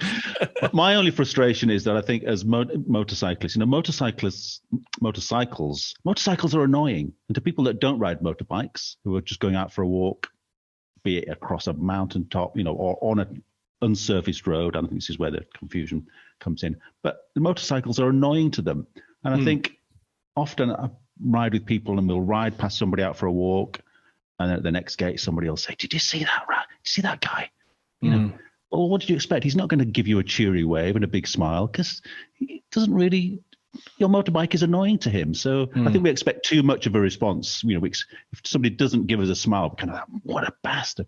Well, no, motorbikes aren't his thing. And he's not thinking of this road as an unsurfaced road. He's thinking of it as a nice little ancient path through the countryside. What's wrong with people? So I think we put too much pressure on people who don't like motorbikes to like motorbikes. They don't like motorbikes, and we should sort of learn to accept that a little bit. I also think sometimes. I was going to say, I think there is a little bit. I'm full of contradiction on this, Bruce, as I am with most things. But obviously, a lot of people don't think of unsurfaced roads as unsurfaced roads. That's a big part of it for me. But sometimes you'll be on a track that probably isn't, well, what you would define as an unsurfaced road. It's a little tiny path. That might be their regular dog walk in the day, and motorbikes are just making it into a very difficult path to navigate. So again, they're justified in being annoyed about it, even though we might have a legal right of way. So gotcha. I think we should just lower our expectations of how other people should react to us a little bit, perhaps. What are your thoughts on the impending sort of electric world that we're starting to get pushed down with a view to electric bikes for off-road? I've heard some points of view where people have said this could be a really positive thing for the off-road genre because you haven't got the noise pollution, all this sort of stuff. And then others who have said, well, you're just going to, rather than people hearing you coming and who are out walking the dogs and stuff, you're just going to be on them all of a sudden, and flying by them with hardly any noise. What's your thoughts on electric for off-road? Get a bell, number one. I have an electric bell on my electric bicycle. There's a funny thing going on in the Lake District at the moment where there's obviously a lot of people out on electric bikes and you can get into incredible areas on them. People haven't really got their head around where they can legally go and not go. So it's kind of the golden era in a way, because people are cycling to the top of Helvellyn, say, which in parts, it might be illegal or not illegal, who knows. But I'm thinking about electrically assisted bicycles, aren't I? Not actually electric bikes, but I don't know what the future is. My view is buy all the internal combustion engine motorcycles you're going to need for the rest of your life and keep them in your garage forever. Electric is inevitable. We're definitely going down that route. There's still obviously an issue with range with motorcycles, but I think electric motorcycles, I've not ridden one yet, but they sound amazing. As in, they appear to be amazing. And I don't know, and you will still hear them coming, surely. Well, you do. Yeah. I mean, they're not silent by any any sense. They are noisy. You will definitely hear them. And you can put additional noises on if you need to. Absolutely. I'm less convinced that we are going to be all electric. I did that around the UK ride on an electric bike, and at the end of it, I thought, well, like it or lump it, this is the future. We're going to be forced down this path, and I think we're going to be for a while, maybe 5 to 10 years. That might be the trajectory that we're taking, purely because I'm not naive. I keep looking at this camera. I'm not naive. The energy companies have invested a significant sum of money, and now manufacturers have invested a significant sum of money into electric. So they're going to want a return on that. But I'm quite excited about this alternative eco-fuel research that's coming in. Kawasaki, who else is it? Somebody else was doing it. They're starting to make some headway with effectively like carbon neutral eco-fuel. So, I mean, surely if you can take an alternative fuel source and put that into the internal combustion engine and get the equivalent sort of performance, Surely that keeps everyone happy. Isn't it a plant source though? I'm not sure. Alternative fuel. I think so. I think it might be, which raises issues about growing crops for people that need to eat and things like that. But then electric, we're stripping cobalt out of the earth. Yeah, absolutely. And that's a finite resource. Yeah. So I think hydrogen may be the future. Yes, it's all around us. Just can't get hold of it, can we? That's the problem at the moment. It's so inefficient at the moment. Like that's why you get hydrogen buses, because on a large volume, hydrogen works, and it's efficient to that extent. But once you start coming certainly to like below a car, for a motorbike, it's just not possible yet. Although I think, is it Kawasaki? Is it Kawasaki's? One of the companies out there is just starting to make noises about a hydrogen-powered motorbike engine. They've not said the motorbike, but the engine. They're starting to power the engine itself off of it. So they're obviously making headways with that. Yeah. But whether that happens, who knows? It's a big adjustment, isn't it, for us old timers? Because it's going to have to be a bike. If it's not an adjustment you're going to need to worry about, Noel. Somebody your age, you'll be dead before it becomes an issue. Well, exactly. But it's still going to have to be a bike that we enjoy looking at, isn't it? That's a bit of a challenge, I think. And electric motorbikes are still going down the line of trying to look like a traditional motorbike. But it was interesting. I had Alex Sharp on from English Electric Motorcycles, and we were chatting about it. And there's no reason. Now you're not governed by the internal combustion engine. There's no real reason why you have to be confined by the traditional design constraints when you move to electric. And he was saying he was quite excited about the prospect of somebody out there just coming at this with a total fresh mind and going, right, okay, it's a two-wheeled mode of transport with an electric engine. Boom, go, and just see what they come up with. And you're starting to see it kind of with the likes of Verge. They have the wheels that don't have the central hub in it. It's the engine's in the sort of wheels, if you like, at the end. But I haven't looked into how they actually move, but it's weird looking. They seem to have no internal hubs in the engine or anything. I quite like the one that Tom Cruise had in Oblivion. That was quite a good one.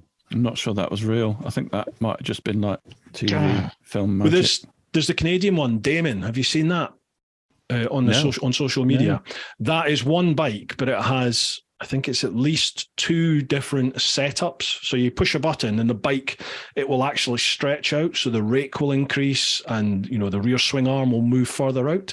So you can go from like a naked, aggressive street bike to a more, not a chopper, but a more stretched out, almost sports bike type orientation. Wow.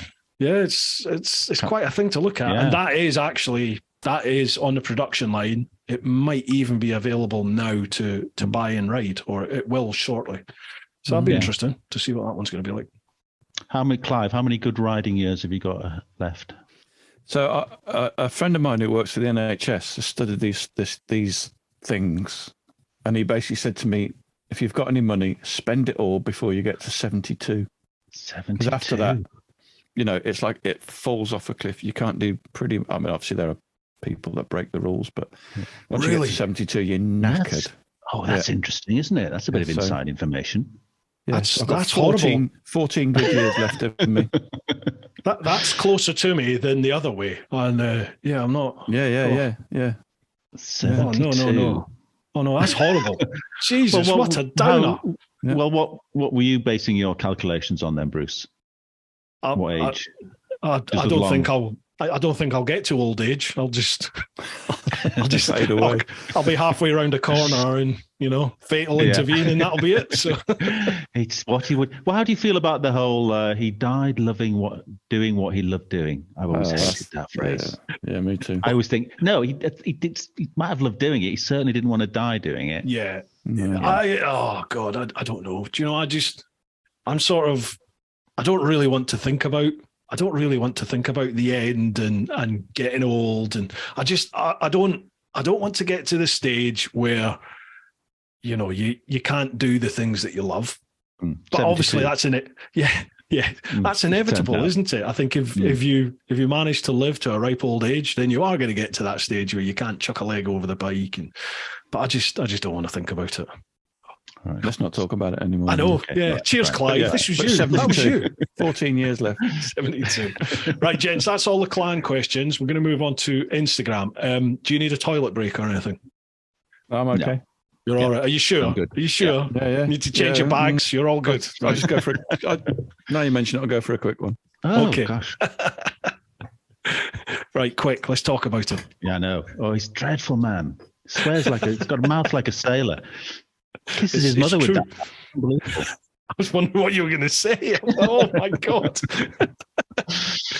There are a shed ton of questions over on Instagram here. So, but you lads, you said you've had a little look at these. Is that right?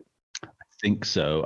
Well, do you know what? It was my girlfriend that drew my attention to them because I sort of thought, oh no, there's not a lot of questions going around, is there? But she said, oh, well, you haven't seen. Look at the Instagram account. I hadn't seen it, so I had a quick glance through them. But yeah.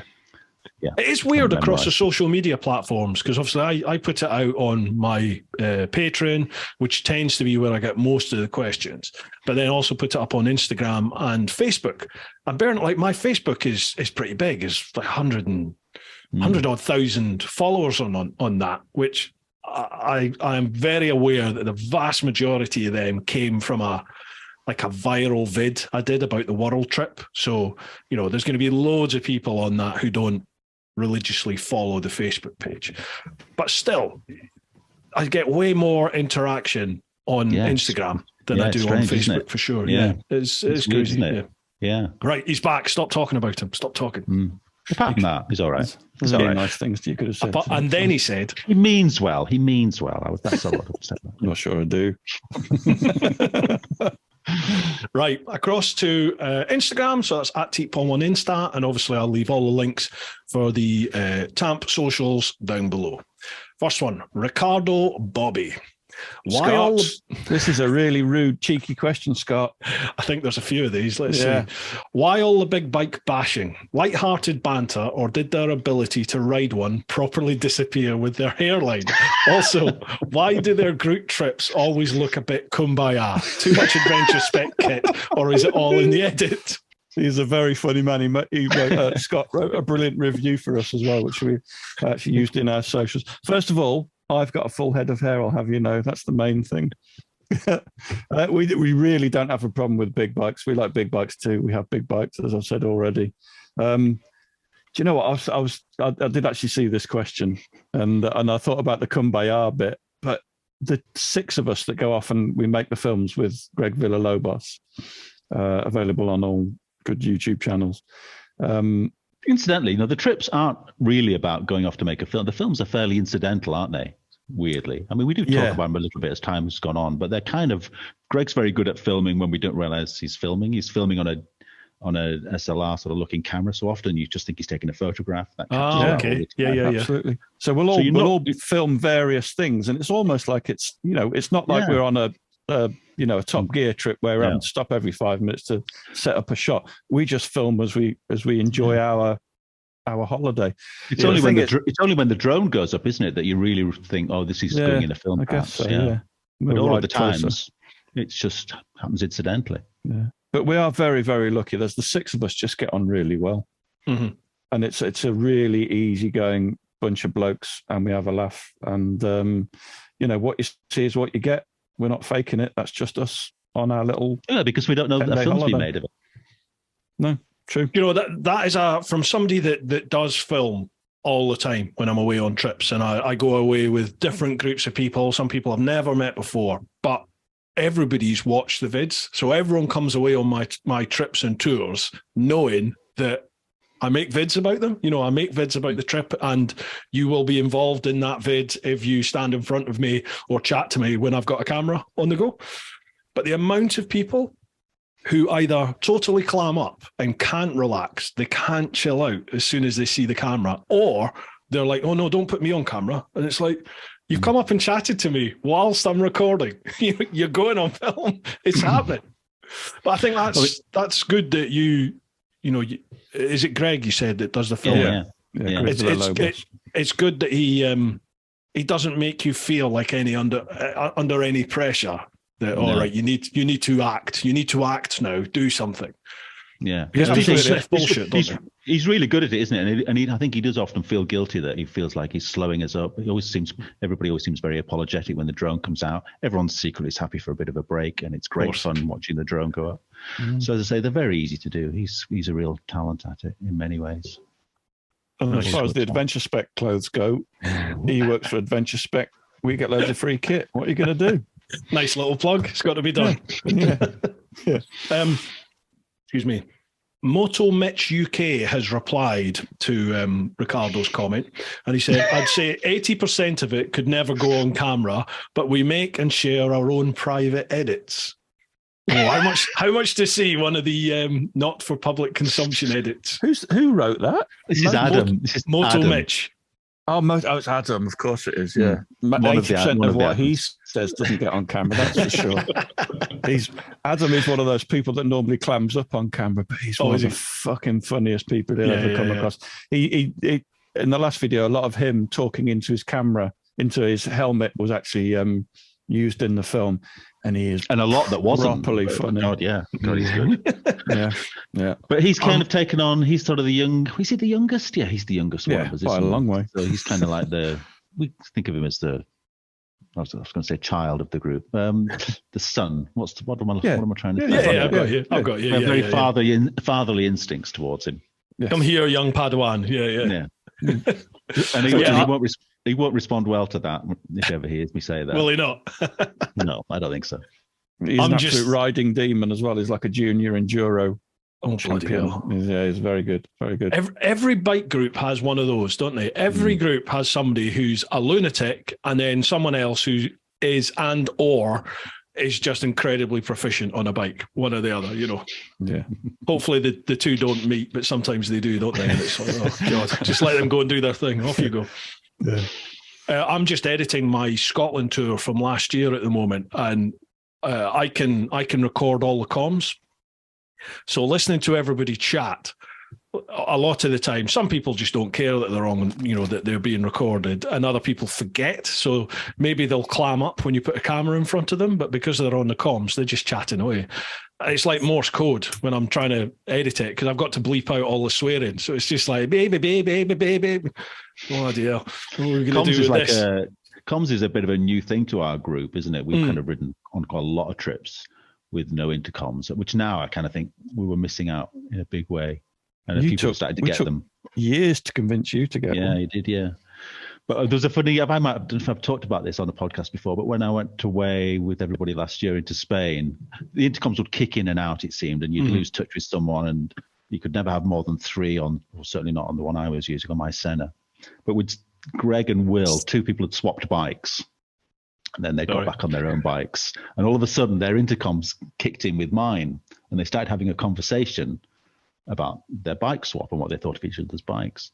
It was just like the best podcast I've ever heard, because these people speak brilliantly and they're really knowledgeable. So top 3, maybe. Top 3. Yeah, maybe. Top 3. So I kept quiet. Now, of course, normal etiquette when you sort of were in range again was to sort of declare yourself, yep, I'm here. I'm here. Come on. Yeah. But I just thought, I don't want to interrupt the flow of this. I'm just going to listen to it until they sort of start talking about something else. And then I'll kind of say, yeah. I'm here. So they talked about 15 minutes about the bike swap and what they thought. It was fantastic. And then as soon as they got off topic, I kind of said, that was brilliant. I just said, that was amazing. Now, Greg went absolutely loopy because he said, I could have said it. Yeah, because I hadn't declared myself in the group. I said, well, yeah, but I didn't want to interrupt the flow of it. But of course, I fully accept that it was. You can't get the arse with somebody for not saying that they can hear what's talking about when you're on a comms unit and you've connected people within it. What I find on the comms sometimes though is like, obviously I use the best comms out there, which are Cardo. I may be sponsored. Yeah, it's not sponsored actually, but they gave me the edge for free. And you can have up to 15 people connected on it. Yeah, and there's 15 of us go away on my tours. There's myself and Simon Weir and a maximum normally of 13 punters. So I think on the Scotland one, I think we had 12 people connected on the comms. And initially, everyone's just all excited. You know what it's like when you're away on tour. It's like, yes, like your first day of school holidays. And it's just a cacophony of noise. You know, like there's no etiquette. Everyone's just talking, trying to get in. It's like, oh, just switch it off. I'll come back tomorrow when it's calmed down. You could have started like a choir practice whilst you were already along. Now Clive's going to talk about mesh. I know he's going to talk about Sena mesh. Yeah. We've updated to Sena mesh now, and that is, once you've paired, it is so simple. Oh yeah, because once you've paired once, you just switch them on and you're connected straight away. Brilliant. Yeah. But a Cardo unit's really good. Does any Cardo unit connect to lots of different ones? No, I mean, Sena and Cardo are pretty much of a muchness especially when you move up to the sort of flagship models. They both use the mesh technology, but the really annoying thing is that they won't talk to each other. So you can't connect the Sena mesh to a Cardo mesh. You know, they'll only connect, Cardos will only connect to Cardos, and Senas will only connect to Senas via mesh. You can bridge Bluetooth units in from any manufacturer, but the sound quality is not as good, the range isn't as good, connection's not as stable. So you really do notice it when you have people all on either Sena, all on mesh, or Cardo, all on mesh. That's when it's pucker. It's not faultless. It's not as great as the PR and everything will tell you. You know, you still are pretty much line of sight with people. And if you get a mountain in the way, then, you know, the connection will drop, but it will reconnect as soon as you come back together again. It just reconnects. So it's a nice, almost faultless system. But this has been a big shock to me that all these different intercom brands don't talk to each other. I just thought it was like crazy, CB radio. It's madness. Yeah. It's so I think they will eventually, but it's just purely to get you onto their what do they call it? Their ecosystem. You know, like with Apple. Like Apple will not talk to anybody, whereas Androids will. And I think Cardo and Sena are taking that mindset. They want you to either buy Sena or buy Cardo, but I think if they just allowed the two to talk via mesh, it would just be so much better. Much better. I think it'll get there eventually. I think one's probably trying to kill the other one at the moment. Yeah. And eventually, if they both survive, then they'll make the technology work. Absolutely. It sounds like I'm going to have a great Cardo unit and a great Sena unit, doesn't it? Depends on the amount of bike. I'd get the Cardo. Funnily enough, you might know somebody that can get you a 20% discount on a Cardo. but then I'm snookered, because next time I go away with Clive, he's going to be saying, "Well, you haven't got mesh, so you can't be in on this conversation." Just buy another one. It's fine. That's what I say to people, is that, you know, when people ask, what do I get, Cardo or Sena? And I say to them, well, within your group, what do people use? You know, as you just said, if you've got a group who all use Sena, there's no point you buying the Cardo. Conversely, if you're in a group of Cardos, there's no point you buying the Sena. So you just, whatever anyone else has got. Okay, next one, Reed's Rides. Podcast sweepstake. How long till Clive swears, and will Noel be on time? I don't know what the time was. No, I think. Well, you two were early, I think. Did we swear early on? Yeah. I'm not sure I did. Yeah, I thought you were quite civilized, to be honest. Yeah. I was on my best behavior, but I've had a beer now, so fuck it. Let's crack on. See, this is why I can never let my mum hear these. I told my mum, Bruce, is 90, and I've sort of not told her about the podcast just for, I don't know, it just seemed she didn't need to know about it, but she's heard about it. Right. For the first time last weekend. So I was telling her about how amazingly successful the whole thing is. Of course, I couldn't describe it as a podcast. I had to describe it as a radio show.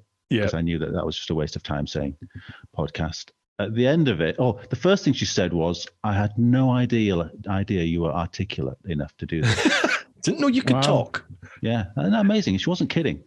And then at the end, she asked if I would be able to record it for her. That's interesting, isn't it? Yeah. Just say yes. Yes, I can. I'll get it on a cassette and give it to you. I think she'd really like me. I think it'd be okay. Yeah. She'll go around for tea. Yeah. Mum's like me. Yeah, it's fine. Yeah. She uses all the same swear words you use. So yeah. Exactly. Does when you're not around. Yeah. Exactly. That's the thing, isn't it? I think no. People forget that. That's like our parents are people too. And like, I remember the first time I heard my dad swear, it was after my mum had died. And I remember my dad swearing, and I had never heard my dad swear in 40 odd years of life. Never heard him say a bad word. And then it all came out, and it was like he was sat. In fact, I think I was on the big trip, and I'd gone to Korea, South Korea, and I'd met up because my dad was working out there, and I'd gone to where he worked in the oil shipyards, and I was in his office with all the guys that he worked with. And, imagine what a group of lads are like when they get together. And that's just what it was like. I was sat there listening to my dad swear at like 37 or whatever I was, 36. And it was like, oh my God, it's like listening to Santa Claus swear. No. That's hilarious. Right, next one. Saddle Sword Jenko. Do Clive and Noel live together? That's an easy one, isn't it? No, we don't. We both have partners, female partners. Reeds Rides has replied, and he says, I always imagine it's a bit like a Morecambe and Wise scenario. In many ways, actually. How long have you guys known each other? It was an internet date, wasn't it? It was. On motorcycles. Yeah, and I think I had joined the TRF, and I just put on the forum, is anyone else... Does anybody else not have any friends? Yeah, it was pretty much that. Yeah. And Clive, being the lovely man he was, said, yes, let's go out. And it all started from that, didn't it? I reckon it was about 2007. Yeah. Okay. Yeah. Okay. Yeah. Do you know, like, when people say stuff like that, I think to myself, it's like last year, a couple of years ago. No, that's 15 years? Yeah, 16 years ago now. Yeah. Like, oh my God, that's incredible. I know. It's gone by as quickly as it'll take us to get to 72. Hasn't it? It's just gone like that. It's just gone like that. God. Don't.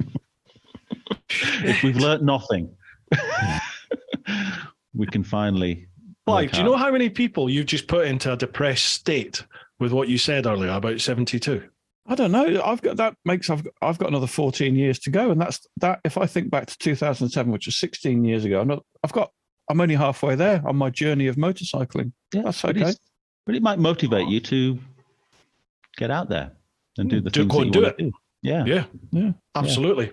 Progress from I want to I must. Yeah, there we go. There you go. There's a target. But no, we don't live together. I think our wives see each other more than we do, don't they? They do. They do some bits of work together as well, don't they? So they probably like each other far more than we actually like each other. Next question. Just Will Collins. Big bike or little bike? Dream Tampod guests. And if a woodchuck could chuck wood, how much would a woodchuck chuck? We've done the big bike, little bike thing, haven't we? We've done the big bike, little bike. Dream guests. Yes. Gosh. Do you know, go on.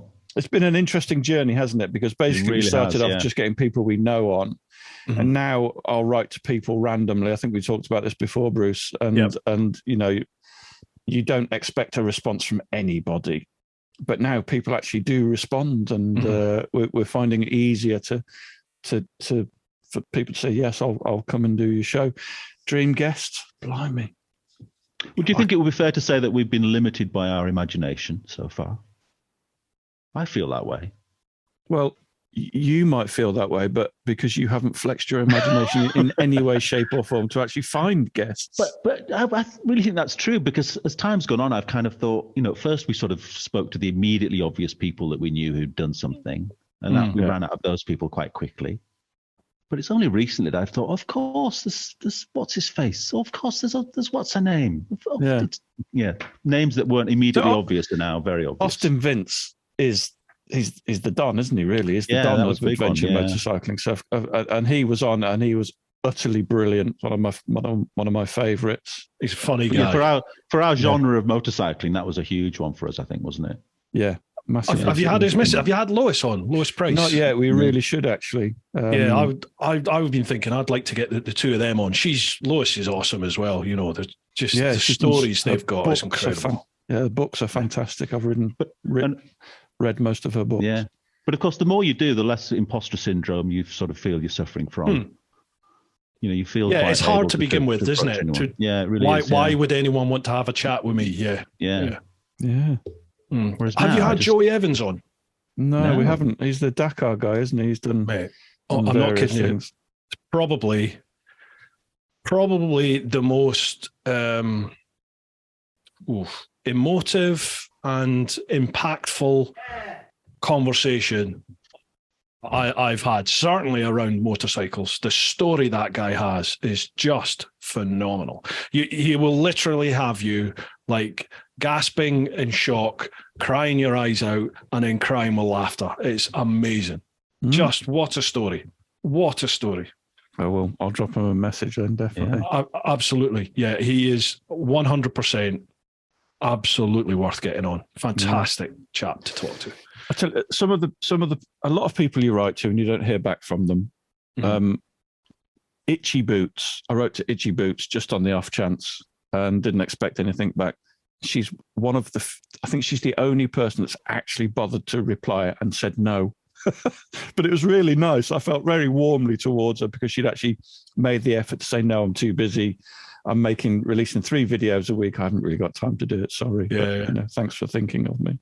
No, I didn't get that. She never. I've DM'd her a couple of times and never even had a reply. But So I mean, as you just said, she is very productive. God, the amount of content that she chucks out, incredible. But what I really like about what we do, Bruce, and I think you do it as well, is to get people on that have travelled and done various things that haven't bothered to film themselves or haven't recorded themselves anyway, because their stories are just as good. What was the guy that told the Bulgaria story? He was amazing. It wasn't Tim Chapman, was it? Tim Chapman, yeah. What a great episode that was. And, Tim was travelling on motorbikes back in the 80s.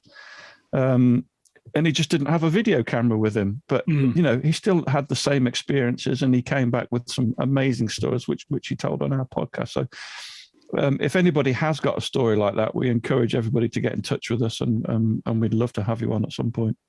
So, so go on. Well, I was going to say I'm constantly amazed at how well people speak on the podcast. If you were to ask me about a trip I'd done, I'd kind of abridge it within an inch of its life. I'd have told you about it in 30 seconds. But people like Neil last night, what a fantastic... I came out of this podcast we did last night and I went back upstairs. I just felt I'd been through Africa. He told the story nice and chronologically, but all the mental images it sort of puts in your head, it was just like going on a trip listening to, which sounds a bit corny, but it really was. Yeah. But people speak so well on the podcast. I'm always gobsmacked by how well people speak. They're articulate, unlike me. But I think a lot of it is to do with social media now, isn't it? It's like people are much more media savvy to an extent, in that people are listening to podcasts, they're watching YouTube vids,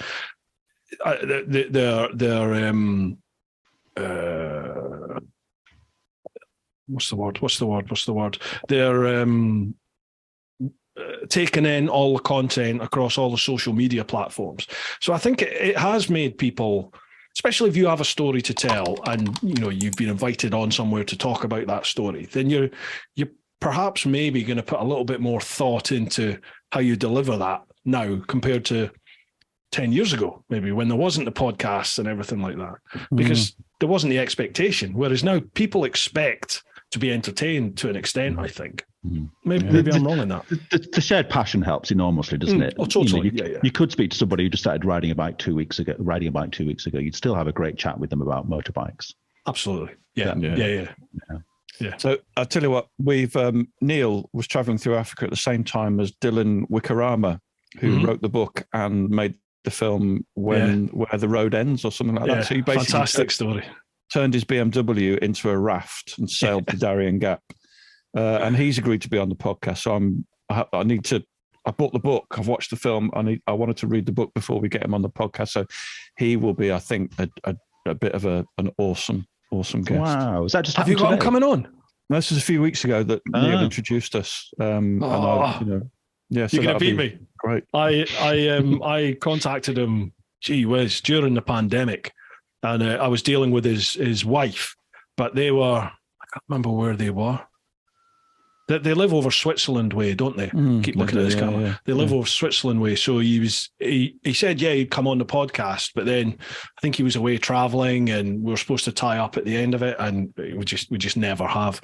But yeah, I saw the film. I watched the film, and we was just like, I'd heard of his story, but I'd never actually read the book. And then I saw there was the film. Thought, right, I'll watch that, and that'll give me a little inkling. Yeah.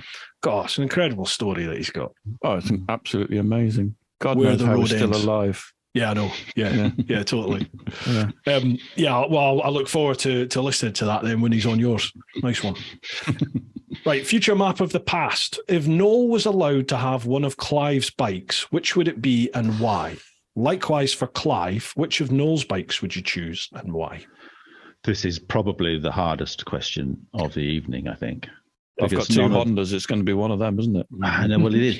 But the sad truth, none of Clive's bikes really appeal to me very much. We're quite different, aren't we, in our bike choice, I think? Yes. But weirdly, I'd probably go, God, don't tell him this. But the bikes he's got, because he's chosen a Honda that I probably wouldn't buy. He has a different eye for bikes. He likes really ugly square bikes. They look like they've been designed with a ruler and a pencil. But I'd probably go for Clive's old KTM out of the bikes that he's got. Yeah, it's a 400 EXC, 2005. Yeah, amazing bike. Absolutely brilliant. And what's the reasons behind that then? Probably because I like the era it was born out of. I like the size of it. I've ridden... So it's not the same as Greg's, is it, Clive? No, it's an earlier version and a 400 rather than the 450. But they are... You must have ridden it at some point. Yeah, I will have done. They are exciting bikes to ride. Yeah. It's probably the worst bike he's got just because it's so old and everything's failing on it. But yeah, probably that one.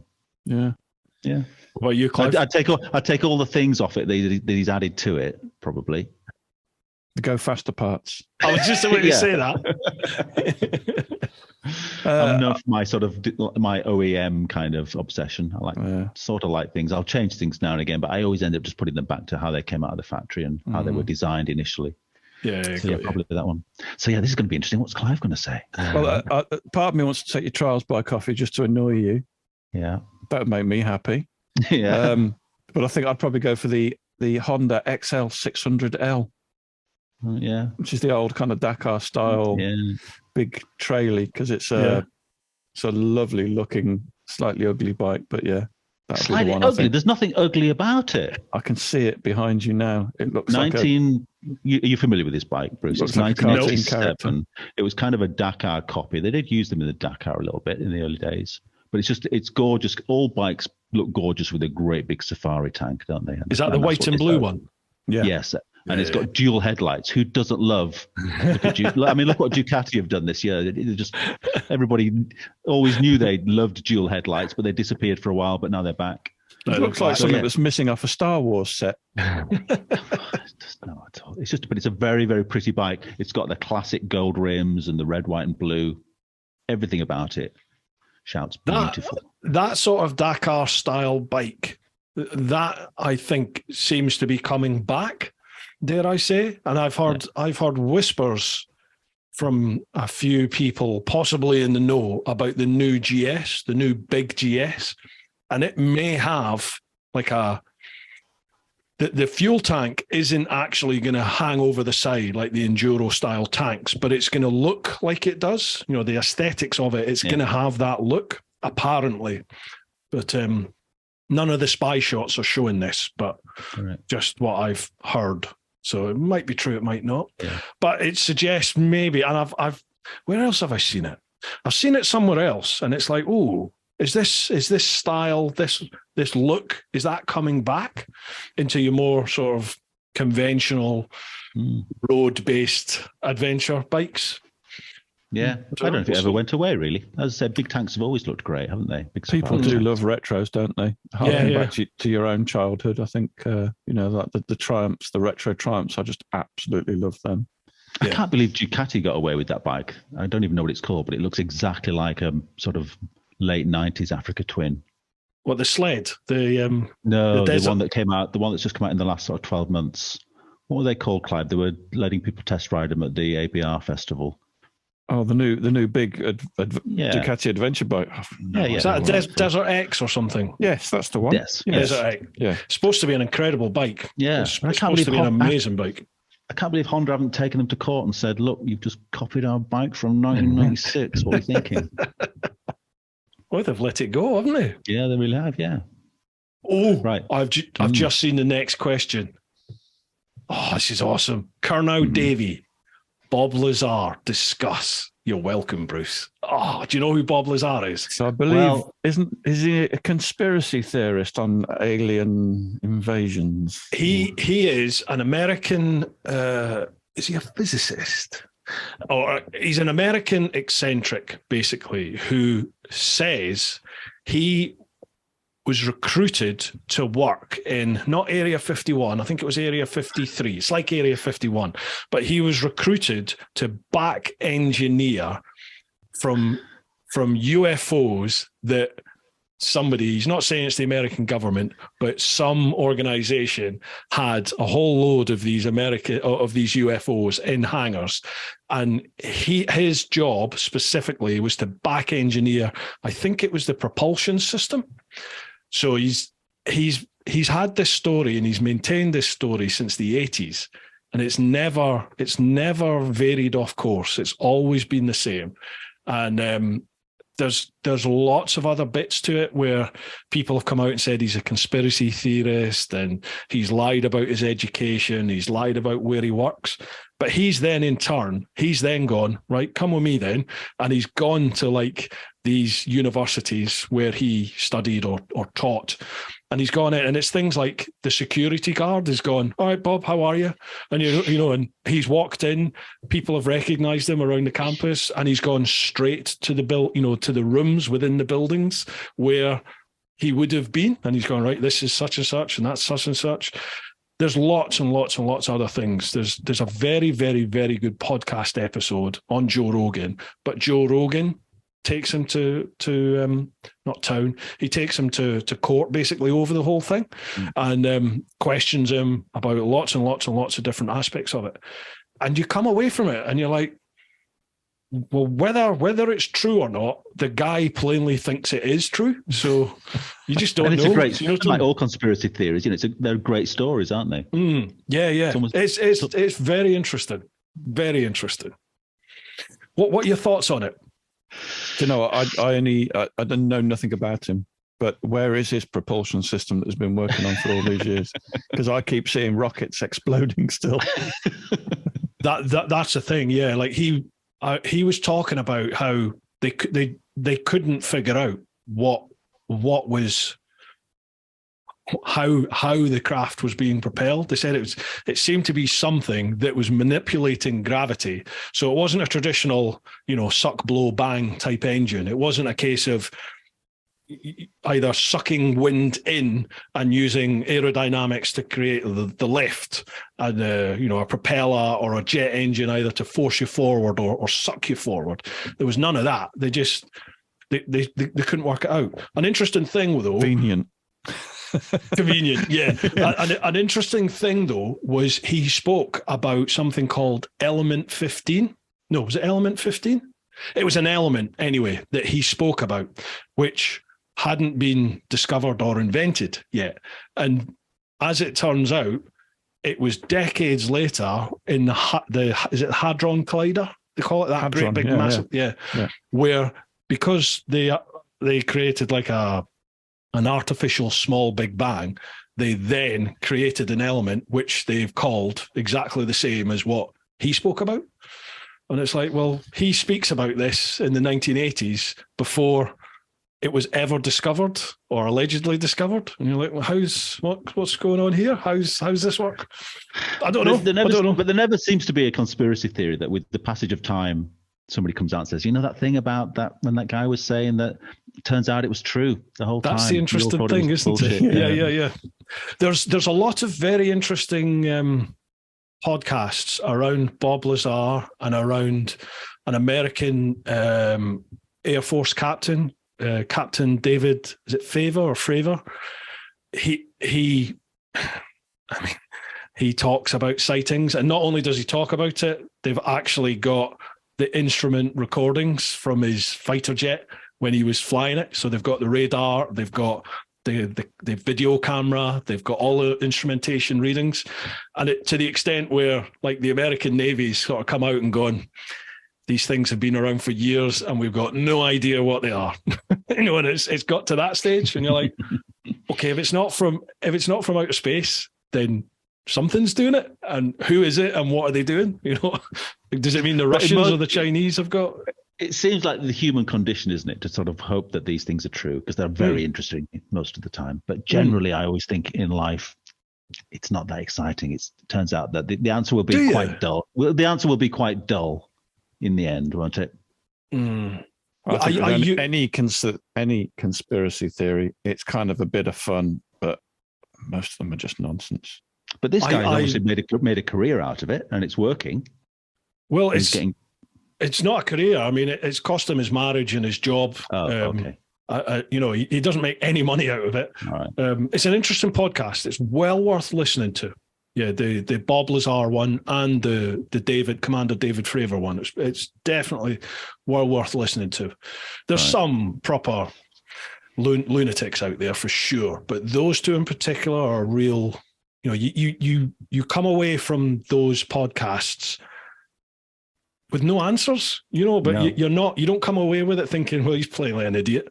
You come away going, I've got a lot more questions now. And, it's not about the validity of the person. It's, okay, so what was that then? What is it?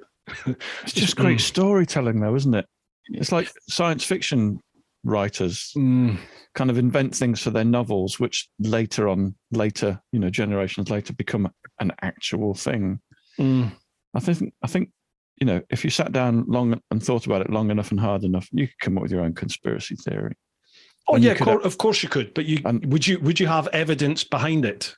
Well, have you seen the evidence, Bruce, or have you just heard somebody talk about the evidence? That's what I'm saying. Like the Commander David Fravor one, there's actual video evidence there. It's all there, backed up by the government, who are going, yeah, that is it. We don't know. Yeah.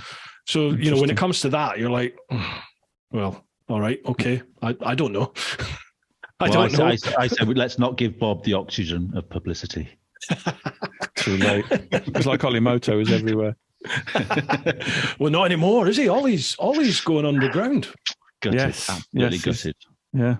We're not allowed to say what he's doing. I give it 3 months. He'll be back. You think? Yeah. He'll be able to stand it. Oh, he's a good boy. He's a good lad.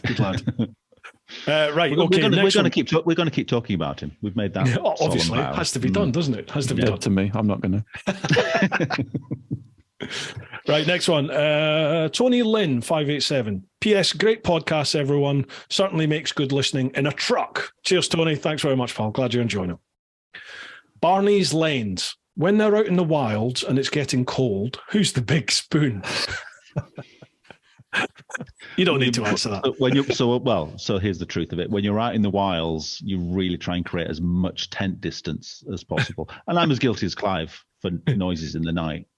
But yeah, it's always this kind of weird, kind of standoffish. I'm not going to not even going to get the tent bag out until I just see exactly where Clive's setting up. So I find that really disappointing, because I always think of the six of us would just have our tents around in a circle, have a campfire in the middle, and we put our tents up, and you just go as far away as you can from everybody. Everybody does. So antisocial. It's kind of a battle between me and Greg for who gets that position that's the furthest away. And can I ask something personal? Yeah. No, sorry. Please finish. No, go on. I want the personal question. Yeah. Are you a get up, get out of your tent and go for a pee person, or are you a pee bottle person? En-suite facilities, you mean? En-suite. We've covered this in a podcast in the past. Yeah, you always have your en-suite facilities with you, mate, when you're camping. Well, in fact, I didn't and I've always thought about doing it. And then we were on a podcast and about 3 people were saying, oh, yeah, en-suite facilities. And I'm thinking, thank God for that. I can start doing it myself. It's one of those things, that I did for a long time, thinking I was the only person in the world that did it. Right. But, before that, I've been on so many trips with Clive where you'll kind of hear his tent zzz in the night, and you'll hear him walking 300 meters to the toilet block. Yeah, I've never done that. I was going to pee in a hedge. Oh, do you? Yeah. I used to get up all the time and go. I used to get up and go to the toilet, to the toilet block or go out the bush, whatever. And then, people started saying, "Oh, you got to have your piss bottle." And I was like, "What? Yeah. You're doing what?" I have a story about this. On the big trip, I was somewhere. In fact, I've talked about it in a podcast before, so I'll say it. I was in Japan, and I'd been invited to this bike club sort of annual family barbecue type event. So I was like, yeah, absolutely, because I was heading to Motegi. So I was like, yeah, it'd be great. Right in Mount Fuji, beautiful place. So we've gone, there's lots of beer and food, blah, blah, blah, blah, blah. Nighttime comes, time to go to the tent to sleep. So I get in my tent, and obviously during the night, what happens? You need to go to the bathroom, don't you? And I was just like, oh, God, can't be arsed walking. Like, it was not miles, but it was a long way to the toilet block. I was like, I'll just unzip the tent and, pee out the side. So I did that. That was me thinking nothing of it. I woke up in the morning, got out the tent, and little did I realise was that the ground, because the ground was so dry, there was now like a visible river from my tent all the way down the hill. And what's worse was that this river went straight to a whole load of other tents that were pitched at the bottom of the hill. I was just like, no. And I'd woken up quite early, so I was like, trying to kick sand over this thing, and all it did was it just amplified what was a thin strip was now like a 1 foot wide trench all the way down to these other tents. I was like, oh no. Oh God. Sorry if you're watching or listening. Does the bottle, let's get into the nitty gritty of this. Does the bottle stay with you for the whole trip, or does it something gets changed? I have friends who have a specific dedicated pee bottle that they take away with them, comes home with them. Wow. Yeah. They just rinse it out, and that's the pee bottle. Yeah. Right. Makes sense. So Clive, you're still very new to this, then, aren't you? Yeah, I had to research the average micturation of a 50-year-old adult man just to make sure I got a bottle that was big enough. What was it? Surely it depends how much you've had to drink. It was about 400 millilitres. Yeah. Wow. Oh, no, my mates have got like these great big, like a big, massive, it's like a water duck. That's what they take away with them. It's huge. I've only got a tiny pee-pee, so I don't need that much. But it's life-changing, isn't it? It's so great not to be able to, not to have to get out of the tent at night. Do you do it at home as well? You do, don't you? He just swamps his bed. Job done. Don't tell you what happens here. But do you suffer from that thing where when you're sleeping in a tent and you wake up and you're dying for the loo, even with ensuite, you'll lie there for ages thinking, why am I awake? Why am I awake? And really what the reason is, but you'll put it off for as long as possible. Absolutely. To put off the inconvenience of getting out of a warm sleeping bag. Yeah. I love camping, but not in the UK. Like I love camping in the desert. I think nothing beats camping in the desert when you get the warmth coming up through the sand. It's just awesome. But in the UK, it's pissing with rain. It's normally really bloody cold. I camped in Wales one time, and it was so cold the tents froze. So it was like, and like we couldn't even use the burner in the morning to make a brew because everything had frozen. But there was nothing enjoyable about this. Have we had the question? I thought the question had cropped up before, but maybe it didn't. About when you get up in the morning, do you make a cup of coffee, have your breakfast, do all of that in the tent, or do you get up and wander around in the dew and do all of that? I'm very much. I do everything in the tent. I put off getting out of the tent for as long as possible. Do you? Whereas almost everybody else seems to wake up, get out of the tent, wander around in the in the gloom. I think, what are you doing? Why did you just not? You're going to have another hour of making tea and perhaps making something to eat. Why don't you do that in the comfort of your tent? I'm in agony. When I wake up in the morning, my body hurts. I feel like dirt. I'm not in a good mood, and the last thing I want to do is sit around my tent. I just want to get up and get moving. Stretch. Just get moving. I'm with you on that. Yeah. Right, we've got 4 questions left on Facebook. So I'm very aware of the time. That's over 2 hours. I keep looking at this. That's 2 hours I've kept you. Tony Lynn, again, 587. What training would you recommend for someone with limited off-road experience, trail bike or enduro? and would like to do TET in Europe and one day a rally. So, best training for limited off-road experience. Certainly, Lel Pavy's videos would be a really good starting point. And there's nothing beats experiential training, as we call it in the training industry, to get out there and ride your bike. Just get out and ride. Challenge yourself, take your time. You will fall off, you will hurt yourself. There's plenty of off-road schools out there. The BMW is primarily big bikes. There's Mick Extance and who was on our podcast? Oh God, don't know. Give me a clue. Not Steph. Steph Jevons. Moto Junkies. Moto Junkies. Yeah, she's lovely, Steph, isn't she? Yeah, absolutely. I think that's probably where I would go, because they seem like a really nice bunch down there. Yeah, and they will tailor, whatever training you want to suit your needs. So, but yeah, the main thing is just get out there and ride.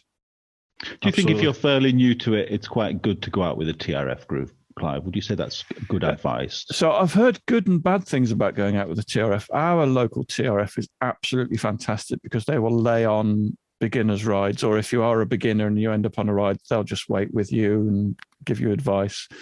I've also heard some TRF groups aren't so good because they'll just blat off and just leave you standing, kind of thing. So it will depend, but I think the TRF is a great starting point for anybody that's getting into trail riding, because they know where you can and you can't go. Most of the groups will organize rides for you, specifically for you as a beginner. They'll have monthly meetings so you can mark maps up or get GPX files. So yeah, absolutely, TRF is a really good starting point. I was invited out with sorry about that, no apologies. There's like a second delay with Zoom, isn't there? Sorry, man. I was invited away with a company called Phoenix Motorcycle Training. Now they put my wife through her CBT back in the day, but they now do off-road as well, and they've got a base here in Kent and they've got another one over in Salisbury Plains. So they knew about my reticence to going off-road, so they said, come away with us, we'll go around Salisbury Plain and we'll teach you. So I did it, and that's when I started to go, okay, I kind of see the appeal now. I'm starting to enjoy this. So it was a lot of fun. Yeah, definitely going away with like a school or as you said, a club. That's definitely, I would suggest, the way to go, rather than just going yourself and not having a clue and winging it.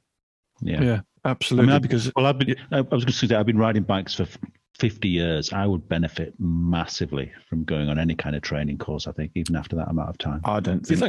I'm not sure we would, because we've been riding for so long now that I think we probably do a lot of these things without knowing or thinking about them anyway. And if you think of all the technical stuff that we ride, we don't fall off very often anymore. And I don't know, it'd be interesting to know, that's for sure.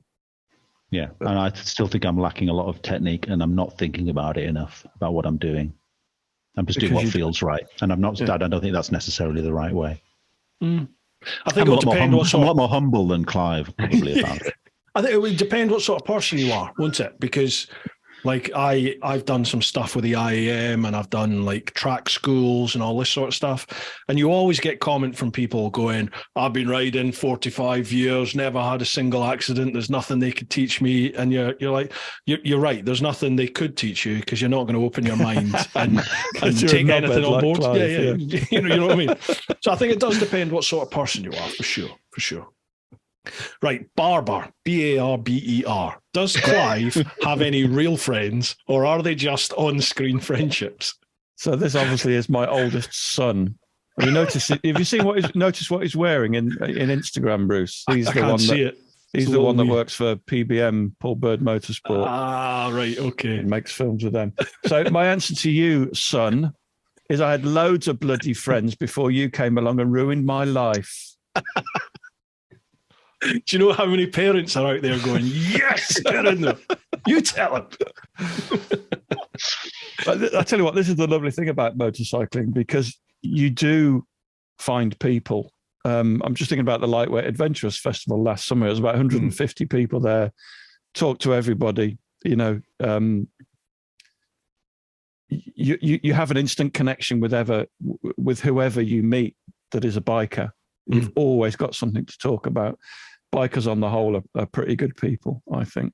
Yeah, I agree with you. Even, you know, cross tribe, we seem to get on, rub along all right. But even Harleys to an extent. Even Harleys. Even Harley riders. Somebody looked over my shoulder the other day at my WhatsApp sort of homepage of all the different groups I've got, and sort of looked at the times and saw that they'd all been quite active quite recently, and really sort of drew my attention to the fact that I have a lot of little chats with people, and I suddenly realised I wake up in the morning, put some bread in the toaster, make a cup of tea, will turn my phone on, look at my WhatsApp, and I'm chatting to like 16 people. And we all know each other through motorcycles, and it's generally just a lot of just bullshit chat, or it's chat about when we're going to meet next. But it's all that's the common thread through it all, is motorcycles. It's absolutely transformed my life like that, really. Smut and grot, that tends to be the common thread amongst my WhatsApp groups, and that involves countless different motorcycle groups and tour groups and stuff. It's just, you know, when something gets posted, something does the rounds, it's the new meme or whatever it is, the new video clip of the woman screaming in agony and ecstasy. As soon as that comes around, I'll end up getting about 50 messages. You know, everyone shares it, don't they, amongst all the different groups? And you're like, sometimes the internet seems like a really small place, doesn't it? Yeah, totally. It's really strange, yeah. Right. Was that, Clive, was that your son that you took on the back of your bike around, was it France or Europe? No, I was the son. I was the 12-year-old. Oh, you are? My dad, yeah. Oh, yeah. Right. Sorry. Right. Yeah. No, my son he was an awesome rugby player, and I tried to take him on the back of my 1050. His legs are actually too big, and he's too heavy to go on the back of a motorcycle. He's absolutely massive. Bit of a unit. Yeah, total unit. Yeah, he's a good lad. Right, Moto Mitch UK. How did Noel and Clive actually meet? Are they capable of being self-sufficient, or do they always holiday together? Another friend, family. This is Adam again. This is Adam, our uncontrollable friend. Yeah, the youngest friend. So we met on a TRF forum, and yes, we do go on holiday without each other. Yeah. Yeah, we do. Now, much to Clive's consternation, Clive has this thing about he doesn't understand why I enjoy my solo trips. He's not a solo trip kind of guy. No. You're not? Okay. No, I've done one. No. I've done it once. I did the NC 500 on my own. It was okay, but I'd rather have been with friends. Yeah, it didn't change your mind, did it? I love them. Yeah. But you definitely are, Noel, yeah? Yeah, definitely. And I do enjoy group rides, but I would say I prefer the solo rides. It feels selfish. It's more adventurous. It's just something about it. It's simpler on a day-to-day basis. Self-centered. I don't know. I don't know what it is. Doesn't like people. And I have noticed, I just don't like riding at other people's pace a lot of the time. I've noticed I first noticed it when I went away on group trips, and everybody else would set off ahead of me, and I'd be sort of putting my gloves on or something. And then I'd set off. And I wasn't just watching the bike in front. I was suddenly just looking at the fields and looking at the hills. And that's when I first realized, it's a completely different ride by yourself. You're not just in this train of following bikes. And I've had lots of great trips around Europe, but it has just been about keeping up with the guy in front or not slowing down the person behind me. And you're completely free of that by yourself. I hadn't done a solo trip for so long because I was normally leading tours and doing all this sort of stuff. And then I had to get down to Slovenia to meet up with some people and and we're doing stuff in Romania. So the trip down to Slovenia was a solo ride. And I just remember the feeling coming over me as I sort of came out the tunnel into France, and it was like, oh yeah, I remember this feeling. Awesome. I've got 2 days of just me. I had no plan, had not booked anything. It was just right. Let's just go follow our nose and see where, and I loved it. It was so good to get that again. I really thought Clive, when you did that trip around Scotland, I really thought you'd come back going, oh, I get it now. No, not at all. I did enjoy it, and I don't have a problem being alone, but I just think it's far more fun when you got mates to stop and have a crack with. Yeah. Okay. I remember on the big trip there were times when I was like, I wish such and such was here to experience that, or this person would like this, that person would like that. If you can have, I think for me, if I could have a nice little compromise of the two, that would suit me. I think definitely. Okay, last one on Insta. Rupert D. Jordan. Who's the better rider? Who's your favourite TAMP guest? Who's their least favourite TAMP guest? And what compromising info does Ollie Moto have on them? What were they again? So, better rider. Noel is the better rider, without a doubt. No. No, isn't this funny? Everybody really puts down their own riding. We ride with a few people who kind of constantly say, "Oh, I'm not very good at this," and they're fantastic at it. Yeah, not all of them. Some of them are shit. Great. No, I won't name them, but I'm always amazed at how good a riders people are. I think everyone kind of underestimates their ability pretty much. I'd say that's there are some people who properly overestimate their ability. Yeah. I think you have to, when you do ride with people, you have to trust them. And I think that's the really nice thing about our group is we all ride in a fairly similar way. Yeah. Everybody leaves big gaps. There's no showing. Well, there is some showing off, but it's safe showing off. There's no stupidity, which is really important as well for getting home safely. Absolutely. Okay. Favorite TAMP guest so far? Gosh. And least favorite TAMP guest so far? How much can we say here? Lel was great. Lel was lovely. Recent. I think you always think of the most recent one as being the best, but Lel Pavey was absolutely brilliant. Ollie is a great guest. His first aid podcasts, I think everybody should listen to. Yeah. Really, really valuable stuff for riding with friends if the worst does happen. I'm going to say that, the primary reason for doing this is that we enjoy the conversations. That absolutely is the primary reason for doing it, isn't it? And we get to meet people that we wouldn't normally get to meet and talk to, which is amazing. It opens doors, doesn't it? As you said, to people that your paths would probably never cross before. Normally. Yeah. And as I say, I've said this a few times, but in 99% of cases, I'll go upstairs and have my supper, just absolutely buzzing from the conversation I've had. My head sort of spinning and sort of taking it all in, really. I absolutely love it. Yeah. We don't have favorites normally because I've had a few of these. But least favourite... let me answer that. From an editor's perspective, the ones that are difficult to edit are the ones that are, so somebody that... I'm not going to mention anybody's names because you can't have favourites and you can't have people you haven't enjoyed. But yeah, anybody that's difficult to edit is my least favourite guest. What makes a difficult edit? Speech kind of patterns, unnecessary words, you know what I mean? In it, just yeah. Fucking airing, all those kinds of things. And we all do them. It's just some people do them more than others. Yeah. Do you even take out the pauses if somebody's just thinking of the next word? I take out a proportion of the pause, yes. So if somebody leaves a really long gap, I'll take a bit of it out just to... Yeah. I don't need to, but I do. I can't help myself. I do these podcasts, Bruce, obviously. I don't notice the edits. They're just amazing. I can tell that they have been cleaned up because sometimes you will get somebody who will pause a lot whilst they're thinking of the next word. Mm-hmm. It's really hard to spot. It's beautifully done. No, your edit is fantastic, Clive. It is really good. I was really impressed, particularly with the one I did with you, because you worked wonders with that. Well, that's the other thing. You actually want to make people sound good, don't you? Really, you want to make them sound like they're on the Radio 4 in the morning kind of thing. It's and you can do that with editing with pretty much anybody. And least favorite. I mean, it would be terrible to say who was your least favorite. But you're dying to. Come on. I know exactly who they are. But I would just say my least favorite podcasts to do are the ones that have a commercial bent to them. And luckily, we don't do many of those. Where if someone's on to promote something, really, I find those very difficult. But we do very few of those. We don't really do those, do we? No, we don't do those. No. Yeah, I have experience of that. Yeah, for sure. Right. Okay. Last ones over to Facebook. Again, I'll leave all the links down below. Gents, do you have time for this? We are 2.5 hours in. You all right? Nobody's going to listen to all of it. Are we doing this? Is this for charity or something? You would be surprised. Honestly, it's the longest podcast. I've tried. These started off at like 3.5 hours, and I had a couple of people comment going, "Oh, getting a wee bit too long here."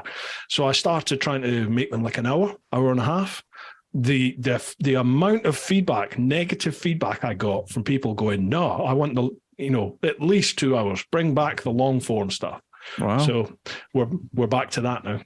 Amazing. Okay, right. First one, Steve Bolter. Good evening, guys. I hope you're all well. I have 3 quick questions, if I may. What's the biggest spanner you have in your garage? Bruce, you won't know what one of those is. Thanks very much. Cheers.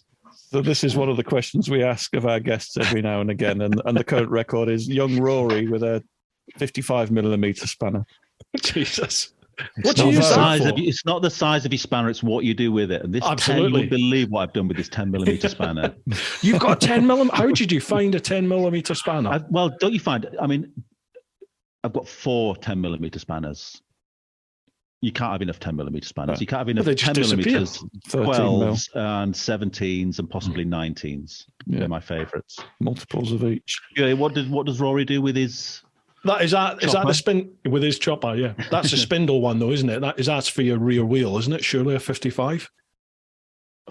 No, he found it in a shipyard and just brought it home with him because he liked it. With the propeller off a. Yeah. Oh, actually, yeah. The rear spindle, that's 35, isn't it? I think the Jigsaw's something like a 35. Yeah, 55. Bloody hell! Wow. It's like a tank. Yeah, it's huge. Although one of the Adams works for a company called Jador, who have really, really kindly offered to make the trophies because we're doing some awards. Actually, it'd be great to mention those. Yeah. So the Trail and Adventure Motorbike Podcast Awards, we've got 30 different categories.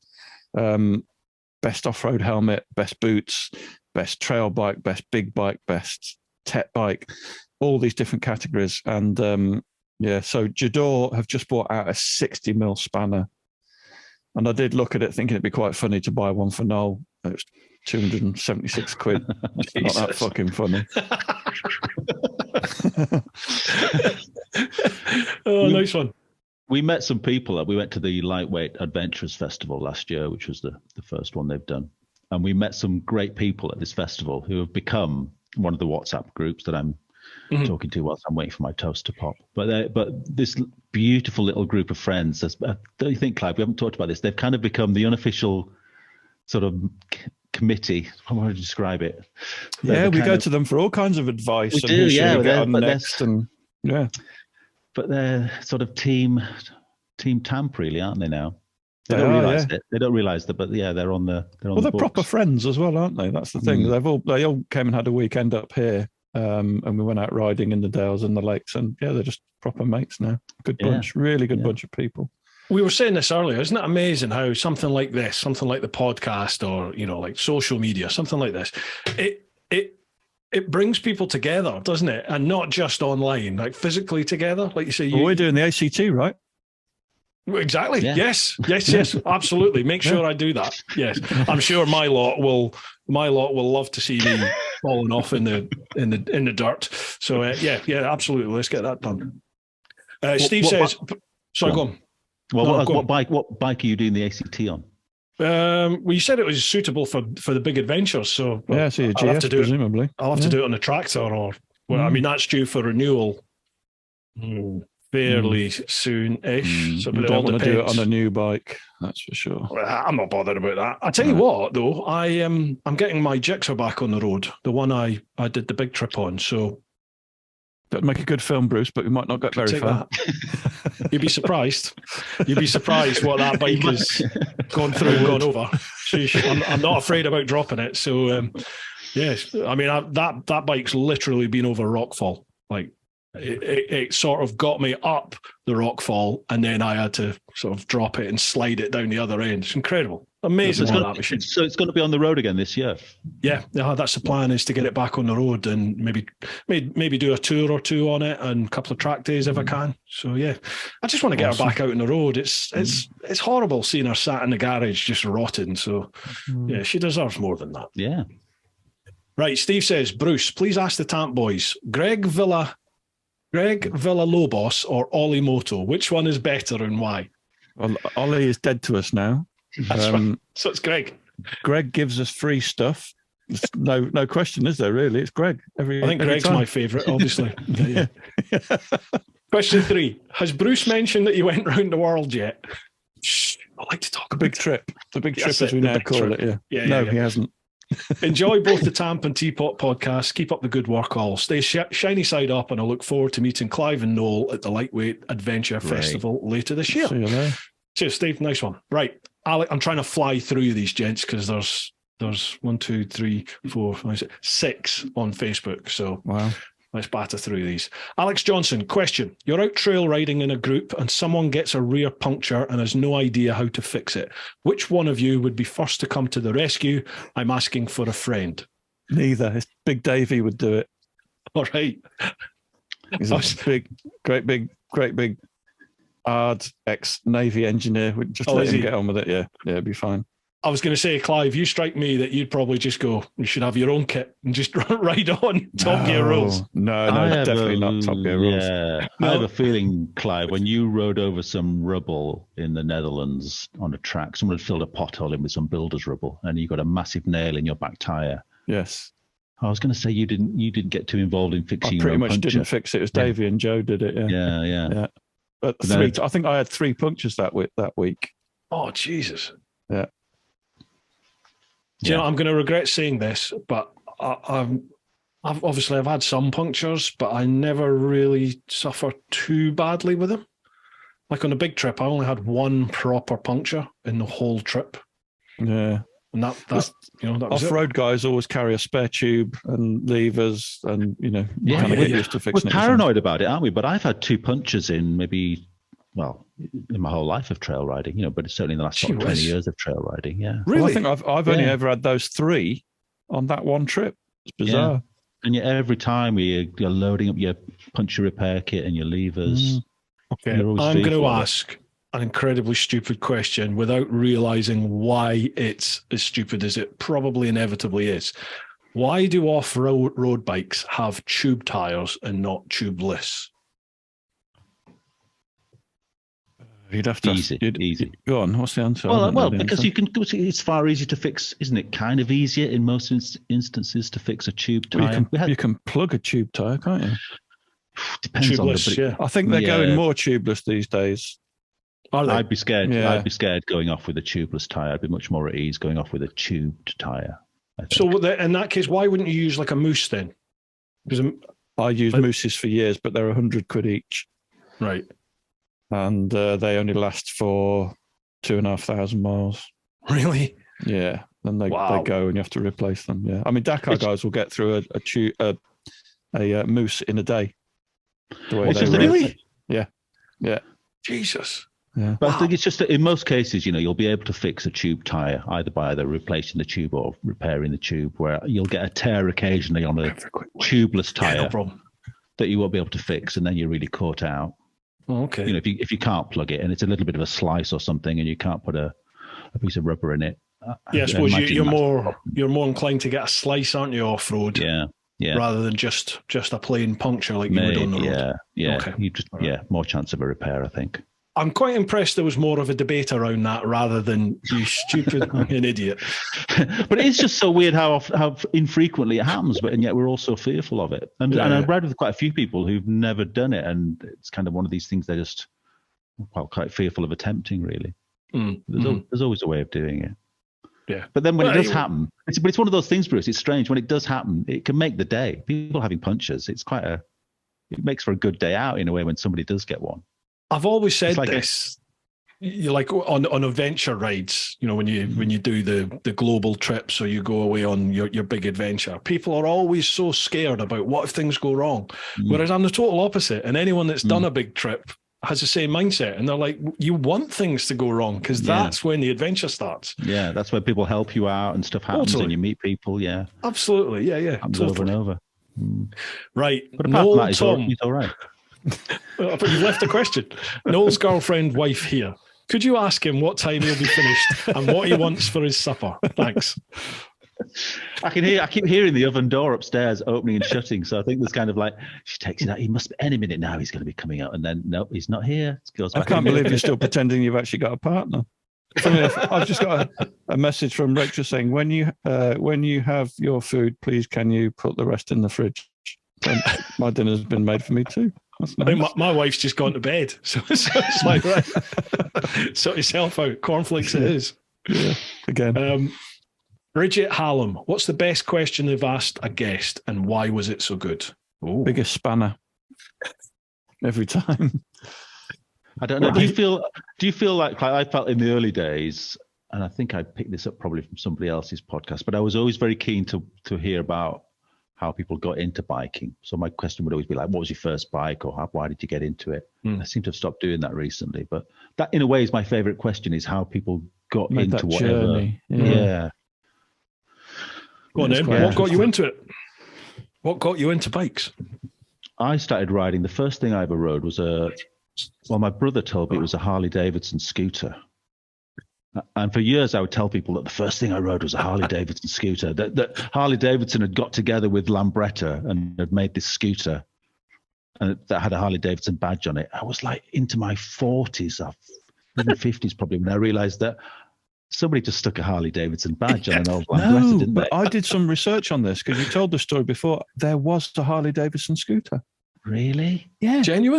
Genuinely, yeah. This was a 150cc thing. I'd a pivotal moment in my life where I was taken for a walk up a track at the top of the valley where I live, and I'd probably be about 6 or 7 maybe, and some blokes went past. It was one of those kind of rambler situations where we had to sort of jump to the side of the road, and about 6 blokes flew past, probably on old BSAs or something.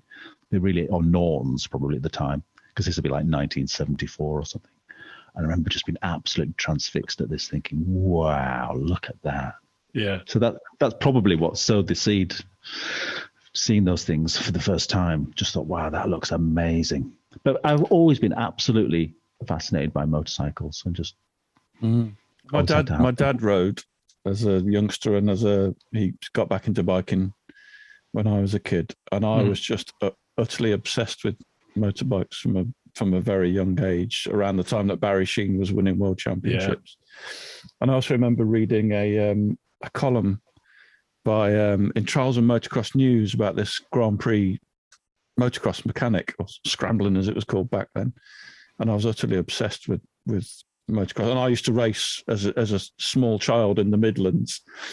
I used to do schoolboy scrambling, and we started off on a road bike converted class. So it was a CB125. I used to race on that. I've told my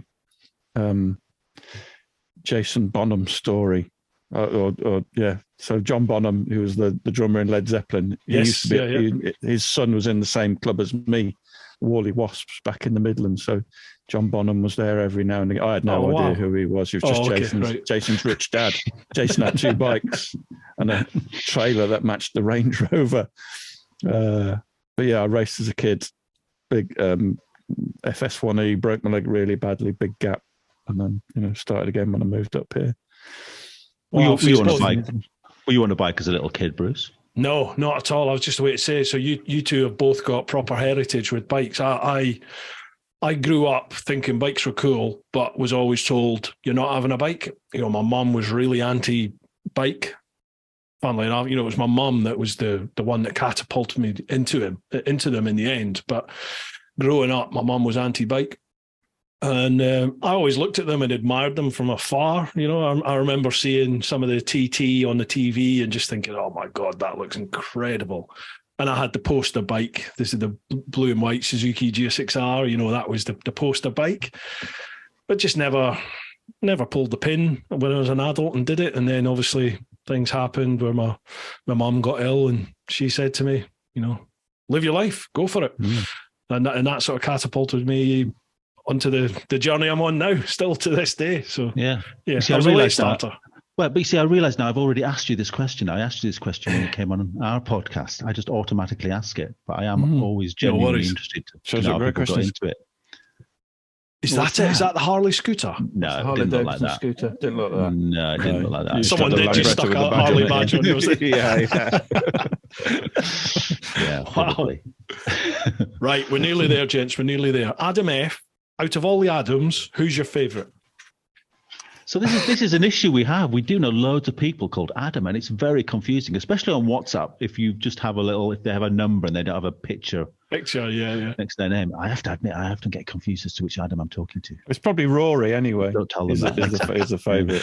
Well, it's funny you should say that, because the next question is Rory Often. Is that the Rory? Yeah, same Rory. Yeah. Question: out of Clive and Noel, who would Bruce rather go on a long distance trip with, and why? I love this question. It's obvious, isn't it? It's really obvious, Bruce. Yeah. Who you can have more fun with in the evening.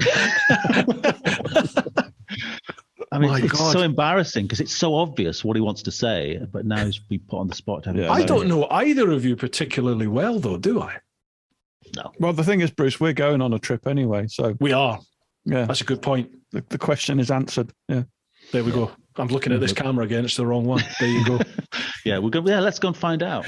We'll draw a discreet veil over that. Peter Johnson. About time you had Chunky Tread. Oh, it's a plug. Chunky Tread Motorcycle Adventure Club man on. Is that Peter Johnson? I take it. I don't know him. Yeah, don't know who he is. Yeah, great. Right, let's do that. We've gone through all the questions, gents. That is almost 3 hours. Almost. Gosh. So, can I ask you one of my own? And you can string this out for as long or short as you like. Where do you see the future of TAMP? Over to you, Clive. So Noel's always on at me. Why do we do it so often? Why can't we just do it once a month? Yeah, let's talk about this for a second. I would really like us to put out 2 a month maximum. We do 3 a month at the moment. Okay, well, one to 2 a month. And so we always have this slight disagreement that Clive kind of fires them out. He's like a child. He just wants to get them out there all the time. He'd put 2 a week out if he could. Whereas I would like to ration people. I listen to quite a few. Well, I don't listen to quite a few. I listen to a very small number of podcasts, but almost all of them come out probably one every 3 months. But it doesn't make me stop following them. I've been following them for 10 years, a lot of these. I think we don't need to sort of set ourselves this ridiculous goal of 3 a month. So I don't really have a goal. If I can find somebody that's willing to be on it, then we'll arrange it when they're available. Yeah. But wouldn't you love to have lots in the bank that? So we've got one in the bank now because the last guest hasn't signed it off yet. So yeah, that's a nice position to be in where you've got a few set up so you're not rushing to edit it. Where do I see it going? What do I want to do with it? I want to carry on meeting fun people. I want to carry on doing fun things. So I've mentioned the Lightweight Adventurous Festival already. We're actually curating a stage. So, we've got a bunch of people that we know coming to talk about various things and do various workshops and things like that. It's great, isn't it? I mean, it's things like that. Yeah, amazing. You've done live podcasts as well, haven't you? Yeah. There's a difficult edit. I bet that is. Yeah, for somebody like you that likes the proper polished final edit, that must be a nightmare. Whereas when we have a heckle mic as well, so we have a microphone pointing into the audience, so anybody can walk forward and say anything they want. Oh wow, which is quite good fun. Well, you're making your own bed there, so you got but the number of times somebody would give a great heckle from their seat and then would have to be told, no, come on, up to the heckle. That was really funny. Come and say it again. It loses it then, doesn't it? Yeah, I quite enjoy doing the live ones. I've done a few of them at various different events, and I enjoy that side of it. It's a lot of fun. Yeah. What you were saying about having some in the bank, I find I do these weekly, and I got myself into a routine of having at least a month, if not 2 months worth of guests, like all lined up and scheduled, so I knew who was coming on each week for about the next 2 months. That was brilliant. But then over Christmas, I made a conscious decision to take my foot off everything over Christmas and try and have 2 weeks off where I wasn't doing anything. And it didn't quite work like that with a few things because I just launched some tours, so I had to deal with that. But the podcast and the vids, I just stopped for the 2 weeks. And then like trying to kick back in with a whole, another lineup of guests. It's the start of the year and some people couldn't do that week. They could do in a month, 2 months time. And then you're like, oh God. So trying to get back to that where you have guests all scheduled in. But that definitely takes the pressure off when you know. Yeah. And we've got that for the first time ever. We've kind of scheduled into, the end of early March now. I think we've got people lined up to come on, which is great. Yeah. It still all feels like a novelty, doesn't it? I didn't think we'd be doing it this long. I don't think. No. But I really enjoy doing it. And financially, it's still, we have a Patreon. I think we have about 22 people on there. So we get in about £60 a month, which is great because it pays all the costs, because there is quite a bit of cost involved in hosting and software and all that kind of stuff.